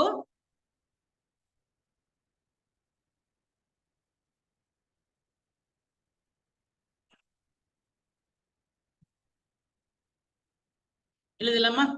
8ஆம் ஐந்தாண்டு திட்டம். இதுல உலகளாவிய அடிப்படை கல்வி அப்படின்ற கான்செப்ட் வருது. யூனிவர்சல் எலிமெண்டரி எஜுகேஷன், உலகளாவிய அடிப்படை கல்வி. அதாவது கல்விக்கு முக்கியத்துவம் கொடுக்குறாங்க. சரியா? இந்தியாவுல கல்வி இன்மைய போக்கணும்னு முடிவெடுக்கிறாங்க. Eradication of இல்லிட்ரசி. இந்தியாவுல கல்வி இன்மையை போக்க வேண்டும். மனித வளங்களை வளர்க்க வேண்டும். Development of human resource. மனித வளங்களை வளர்க்க வேண்டும். மனித வளங்கள் என்ன? கல்வி, சுகாதாரம், வேலை வாய்ப்பு, இந்த மாதிரி விஷயத்துல முக்கியத்துவம் கொடுக்குறாங்க. அது மட்டும் இல்லாம முக்கியமா இன்னொரு பாயிண்ட் வருது, இன்ஃப்ராஸ்ட்ரக்சர், உள்கட்டமைப்பு. என்ன பாயிண்ட்? ஃபர்ஸ்ட் ஹியூமன் ரிசோர்ஸை வளர்க்கணும்னு சொல்றாங்க, மனித வளத்தை உருவாக்கணும்னு சொல்றாங்க. சரியா? கல்விக்கு முக்கியத்துவம் கொடுக்குறாங்க, வேலை கல்வி இன்மையை போக்கணும்னு சொல்றாங்க. அடுத்த பாயிண்ட் என்ன? இன்ஃப்ராஸ்ட்ரக்சர், உள்கட்டமைப்பு வசதி. உள்கட்டமைப்பு வசதினா என்ன? இப்ப இந்தியாவோட உள்கட்டமைப்பு எது? ரோடு, ஹைவே, தண்டவாளம், ரயில்வே, சரியா, விமான நிலையம், ஏர்போர்ட், இதெல்லாம் தானே உள்கட்டமைப்பு. ஏன்னா இதெல்லாம் இருந்தா தானே துறைமுகங்கள், இதெல்லாம் இருந்தா தானே நீ ஏற்றுமதி இறக்குமதி வியாபாரம் செய்ய முடியும். ரோடே இல்ல நாட்டுல, எல்லா இடத்துக்கும் போகணும், பொருள் போகணும், எப்படி போவோம்? ஹைவேன்னு ஒன்று இருக்கனால ஈஸியா போகுது. சரியா? குழாய்கள், பைப்லைன், டேமு, எதெல்லாம் இந்தியாவுக்குள்ள கட்டுறீங்களோ, அரசாங்கம் கட்டுமோ, அது எல்லாமே என்னதான்? உள்கட்டமைப்பு வசதிகள் தான். சிம்பிளா புரிஞ்சுக்க. அப்ப உள்கட்டமைப்பு வசதிகளை என்ன பண்ணணும்? உருவாக்கணும் அப்படின்னு சொல்லி போட்டாங்க. இல்லைங்கதா? ரொம்ப சிம்பிள்ங்க. உள்கட்டமைப்பு வசதிகள் உருவாக்கப்பட வேண்டும் என்று சொல்லப்பட்டது. அடுத்தது, இதுல முக்கியமா நடந்த விஷயம், உலக வர்த்தக மையம் WTO. அதுல இந்தியா ஒரு உறுப்பினராக சென்றது. 1995 உலக வர்த்தக மையம் உருவாக்கப்பட்டது. 1995 உலக வர்த்தக மையம், வேர்ல்ட் ட்ரேட் ஆர்கனைசேஷன். சரியா? இதோட வேலை என்ன சொல்லுங்க அப்போ? உலகத்துல ஏற்றுமதி இறக்குமதியை கட்டுப்படுத்துறது எங்களுடைய வேலை. சரியா? எல்லாரும் சரியா ஏற்றுமதி பண்றாங்களா, இறக்குமதி பண்றாங்களா, இல்ல அதுல ஏதாவது இப்போ அட்டூழியம் பண்ணா, உதாரணத்துக்கு வந்து இந்தியா இருக்கு. சரியா? இந்தியா இருக்கு.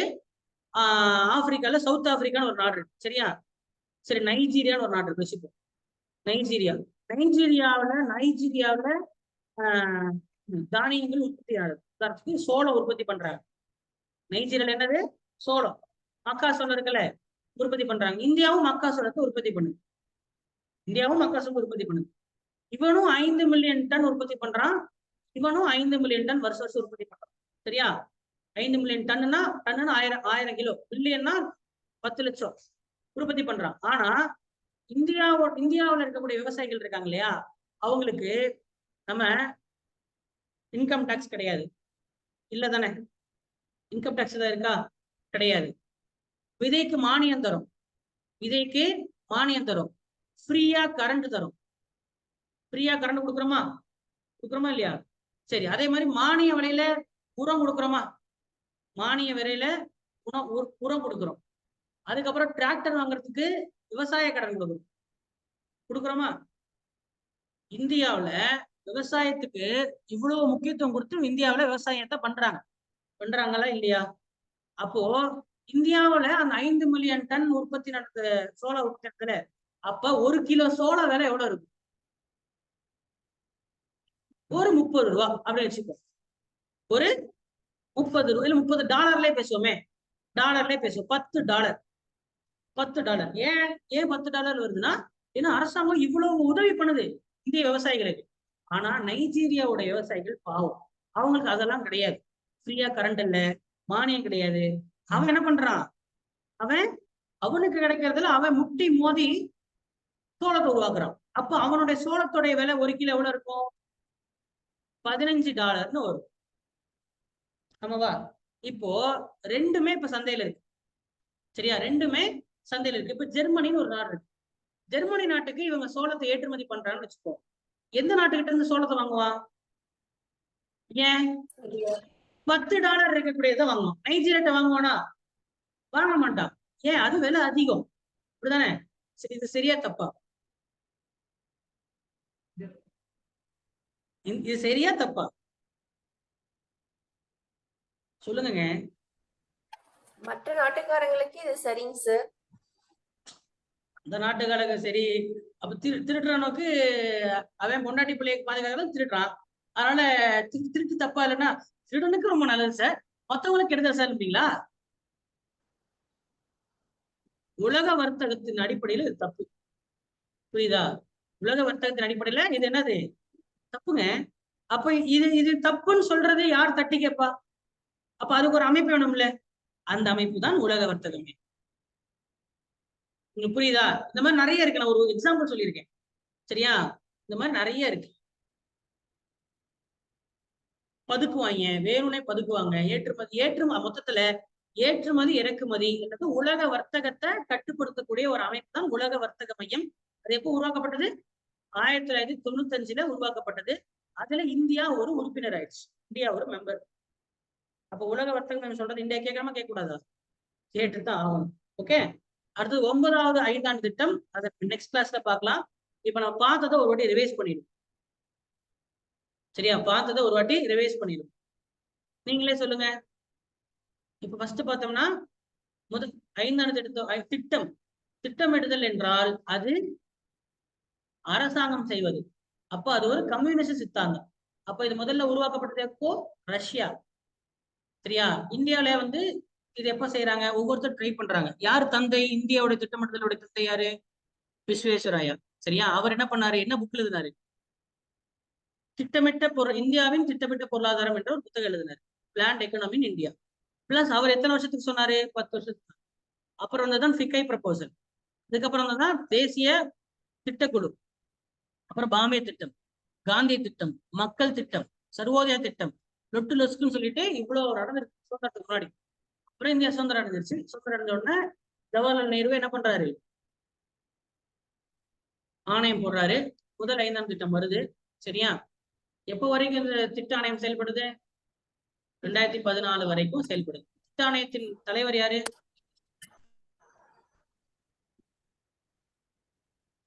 ஜவஹர்லால் மினிஸ்டர் நேரு. தான். சரி, எப்பயுமே பிரைம் மினிஸ்டர் தான். Prime minister. முதல் 5ஆம் திட்டத்துக்கு என்ன பேரு? ஹாரத் தோமார் மாடல். ரெண்டாவதுக்கு மகன்மோபிஸ் மாடல். மூணாவதுக்கு கட்கில் யோஜனா அப்படின்னு சொல்லுவோம். இது முதல் ரெண்டுமே சக்சஸ். அதுல இருக்கும்போது நம்ம இரும்பு எஃகு ஆலையுடைய மேப் பார்த்தோம். அதுக்கப்புறம் இந்தியாவுல இருக்கக்கூடிய அணுமின் நிலையங்களுடைய மேப் பார்த்தோமா? அது 2 டைம்ஸ் லிஸ்ட் போட்டு எழுதிட்டு வந்துடணும். எது? இந்தியாவில் இருக்கக்கூடிய எஃகு ஆலைகள், இந்தியாவில் இருக்கக்கூடிய அணுமின் நிலையங்கள். சரியா? இந்தியாவில் இருக்கக்கூடிய அணுமின் நிலையங்கள் 2 டைம்ஸ் வேணா 1 டைம் போதும். 2 டைம்ஸ் வேணும், 1 டைம் போதும். அது கூட இந்தியாவோட பிஎம் லிஸ்டையும் ஒன் டைம் எழுதிட்டு வந்துருக்கு. சரி, இந்தியாவோட பிஎம் லிஸ்டையும் 1 டைம் எழுதிட்டு 14 பிஎம் இருக்காங்க. 3வது 5ஆண்டு திட்டத்துல தான் என்னாச்சு? போர் வந்ததுனால கேப் வந்துச்சு. அதனால ஒரு ஹாலிடேன்னு விட்டாங்க. அந்த ஹாலிடே விட்டும் போது தான் பசுமை புரட்சி உருவாச்சு. பசுமை புரட்சினா என்னன்னு சொன்னேன். அப்புறம் நம்ம என்ன தாண்டிட்டோம்? 1970 கொண்டுட்டோம். 70 வந்தோன்னா 4வது 5ஆண்டு திட்டம். சரியா? 4வது 5ஆண்டு திட்டத்துல யாருடைய செயல்பாடு? இந்திரா காந்தியோடது. சரியா? அப்புறம் 5ஆம் 5ஆண்டு திட்டம். 5ஆம் 5ஆண்டு திட்டத்துல இந்திரா காந்தி பாதியிலே போயிட்டாங்க. சரிங்களா? அது காரணம் சொன்னேன். ரேபரேலியில் நடந்த பிரச்சனை. சரியா? தேசிய அவசர நிலை 1975 போட்டாங்க. தேசிய அவசர நிலைன்னா என்ன? ராணுவ ஆட்சி ராணுவ ஆட்சி rule ராணுவ பண்றாங்க. ஆட்சின்னு சொல்லக்கூடாது. இந்தியா ஃபுல்லா 144 தடை எப்படி இருக்கு அவ்வளவுதான். சரியா? ஆமா. ராணுவ ஆட்சினா வேற. அதோட அர்த்தம் வேற. சரியா? அது உங்களுக்கு பாலிட்டில உங்களுக்கு அப்துல்லா சார் அவர்கிட்ட கேளுங்க. ராணுவ ஆட்சினா என்ன, தேசிய அவசர நிலை என்னன்னு சொல்லி கேளுங்க, சார் சொல்லுவார். ஓகேவா? அதுக்கு அடுத்தது 6வது ஐந்தாண்டு திட்டம். வறுமை ஒழிக்கிறாங்க, மக்கள் தொகை குறைக்கணும்னு பாக்குறாங்க, தண்ணீரை அடையணும்னு நினைக்கிறாங்க. அப்பதான் IRDP ஸ்கீம் வருது. சரியா? அப்புறம் 7ஆம் ஐந்தாண்டு திட்டம். 7ஆம் ஐந்தாண்டு திட்டம் வந்து அப்புறம் என்ன நடந்துச்சுன்னு சொன்னேன். இவங்க இந்திரா காந்தி சுட்டு கொண்டுட்டாங்க, ராஜீவ் காந்தி வர அப்படி. ராஜீவ் காந்தி வந்தோடனே அப்போ அவருடைய இந்த திட்டம் ரொம்ப நாள் கழிச்சு இப்ப மறுபடியும் திட்டம் ஜெயிக்குது. இருந்தாலும் 91ல ஒரு பிரச்சனை, பஞ்சாயத்து. என்னது? ரொம்ப நாள் நம்ம மூடிய பொருளாதாரம், க்ளோஸ் எக்கனாமி இருப்பதனால நம்ம உலக வர்த்தகத்தை நம்ம கான்சென்ட்ரேட் பண்ணல. உலக வர்த்தகம் வந்து ரொம்ப முக்கியம். நீ எவ்வளவு நாளுக்கு நீ மூடிட்டு வீட்டுக்குள்ளே உட்காந்துருப்ப? சரி, ஏதாவது ஒரு விஷயத்துக்கு வெளில வந்துதான் ஆகணும். அதுல குறிப்பா முக்கியமான விஷயம் எது? எண்ணெய், குரூட் ஆயில். அது தீர்ந்து போச்சுன்னா அதுக்கு வெளில வந்துதான் ஆகணும். அப்ப என்ன பண்ணுவேன்? அதுக்கு டாலர் வேணுமே. டாலர் உன்கிட்ட இருப்பு இல்லையே. அப்ப யார்கிட்ட போய் கடன் கேட்கணும்? சர்வதேச பண நிதியம், IMF. அவன் என்ன சொல்லுவான்? சும்மா கொடுப்பானா? அவன் கண்டிஷன் போட்டு கொடுத்தான். போட்டதுனால வந்தது என்ன? LPG அல்லது கலப்பு பொருளாதாரம். அந்த இதெல்லாம் நடந்ததுனால ஒரு 2 வருஷம் லீவு. அப்புறம் 8வது ஐந்தாண்டு திட்டம். இப்ப யாரு? நரசிம்மராவ். கல்வி, உள்கட்டமைப்பு வசதிகள், சரியா? புதிய பொருளாதார கொள்கையை அமல்படுத்தப்பட்டது. கல்வியின்மையை நீக்கணும்னு பிளான் பண்ணாங்க. சரியா? இதெல்லாம் பண்ணாங்க. மனித வளத்தை வளர்த்தாங்க. சரியா? சோ இந்த பிளானும் என்னதான்? 8வது ஐந்தாண்டு திட்டம் சக்சஸ்ஃபுல். 8வது ஐந்தாண்டு திட்டம் சக்சஸ்ஃபுல். இதுக்கு நடுவில் நான் போக்ரான் கதைன்னு சொல்லியிருப்பேன், அணுகுண்டு கதை சொல்லியிருப்பேன். 9 நாடுகள்கிட்ட அணுகுண்டு இருக்குன்னு சொன்னேன். சொன்னா அதுல 4 நாடுகள் சட்டவிரோதம் வச்சிருக்கு. அதுல அணு ஆயுத பரவலை தடுக்கிறதுக்காக ஒரு அமைப்பு உருவாக்குனாங்க. என்ன அமைப்பு? NSG, nuclear suppliers group. சரியா? நியூக்ளியர் சப்ளையர்ஸ் குரூப்னு ஒன்று உருவாக்குனாங்க. எங்க அணுசோதனை எங்க நடத்துனாங்க? சரியா?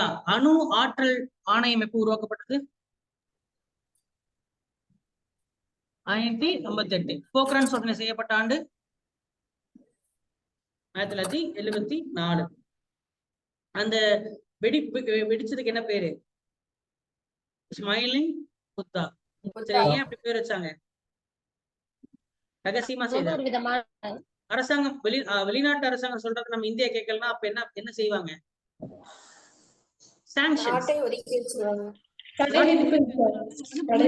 சொன்னேன், நீங்க அப்படி சொல்லக்கூடாது. என்ன சொல்லணும்? சாங்ஷன்ஸ், தடை விதி. சாங்ஷன்ஸ் டெக்னிக்கல் பேர் தான் வேணும். புரியுதா? ஏன்னா நீங்க அந்த புரிஞ்சுக்கிறதுக்காக சொல்லக்கூடிய வார்த்தையை நீங்க அப்படியே உள்வாங்கிக்கிறீங்க. அதான் சொன்னேன். தேசிய அவசர நிலை கூட நீங்க என்ன புரிஞ்சுக்கிட்டீங்க? மிலிட்டரி, ராணுவம் நினைச்சிட்டீங்க. அதை நான் புரிஞ்சுக்கணுங்கிறதுக்காக சொல்றது. சரியா? அதாவது அந்தந்த வார்த்தையிலே சொல்லுங்க. புரியுதா? அதாவது அந்தந்த வார்த்தையிலே சொல்லுங்க. புரிஞ்சுக்கணுங்கிறதுக்கு சொன்ன வார்த்தையை நீங்க விளக்கமா எடுத்துக்க கூடாது. ஓகேவா? அண்டர்ஸ்டாண்டுக்காக உடனே நாளைக்கு 146 தடை உத்தரவு அப்படின்னு போடக்கூடாது. அது வேற, இது வேற. ஓகேவா? புரிஞ்சுக்கணும். ஈஸியா புரிஞ்சுக்கிறதுக்காக நம்ம சொல்றோம் இல்லையா? நீங்க அதாவது அந்தந்த பேர்ல சொல்லுங்க. அப்புறம் என்ன இருக்கு? 9, 10, 11, 12. அது முடிச்சிட்டோம்னா நமக்கு இந்திய பொருளாதாரத்தை அப்படியே ஒரு அலசு சொல்லணும். ஏன்னா ஃபுல்லா பார்த்துட்டோம். இந்திய பொருளாதாரத்தை வருஷம் அடையே பார்த்துட்டோம்ல. மோடி வரைக்கும் பார்க்கணும். மோடிக்கு அப்புறம் நடந்தது இனிமேல் வரக்கூடிய கதைகள். சரியா? இதான் ஹிஸ்டரி. கம்ப்ளீட்டா உங்களுக்கு வந்து இந்திய பொருளாதாரத்தை ஒரு அலசாச்சு. இதுக்கப்புறம் வேலை வாய்ப்பு, வேற என்னென்ன இருக்கு? இதுக்கப்புறம் நீங்க இது முடிச்சுட்டா, சரியா? இதை முடிச்சுட்டா இன்ஃபிளேஷன் பார்க்கணும். விலைவாசி ஏற்றம், விலைவாசி குறையுது. சரியா? அப்புறம் அன்எம்ப்ளாய்மெண்ட், வேலையின்மை. அது கூடவே வறுமை. சரி, அது கூடவே வறுமை. அப்புறம் விவசாயம். சரியா? அதுக்கப்புறம் ரிசர்வ் பேங்க். அதுக்கப்புறம் பட்ஜெட். அது கூடவே வரி. சரியா? இது பார்த்துட்டோம்னாலே நமக்கு என்ன முடிஞ்சு? ஆமா, முடிஞ்சு. அவ்வளோ. இது எல்லாத்துக்கும் பேசிக் தான். நான் இப்ப நான் சொல்லுவேன். சொல்லும் போது உங்களுக்கு வந்து ஈஸியா இப்ப நடக்கும் போது அது நடந்துச்சுல, ஜவஹர் ரோஸ்கர் யோஜனா வேலை வாய்ப்பு திட்டம் நடத்துன்னு சொல்லும் போது உங்களுக்கு புரியும். ஆனா முதல்ல எதுக்கு நடத்துறேன், முதல்ல நான் இதுக்கான நடத்துறதுக்கான காரணம் என்ன, இதுதான். அடுத்த டாபிக் மதியம் நம்ம பார்க்கக்கூடிய டாபிக் வந்து தேசிய வருமானம், நேஷனல் இன்கம். சரியா? நேஷனல் இன்கம் உங்களுக்கு 9th லெசன்ல கொடுத்துருக்கோம். ஓகே, சரிப்பா, தேங்க்யூ.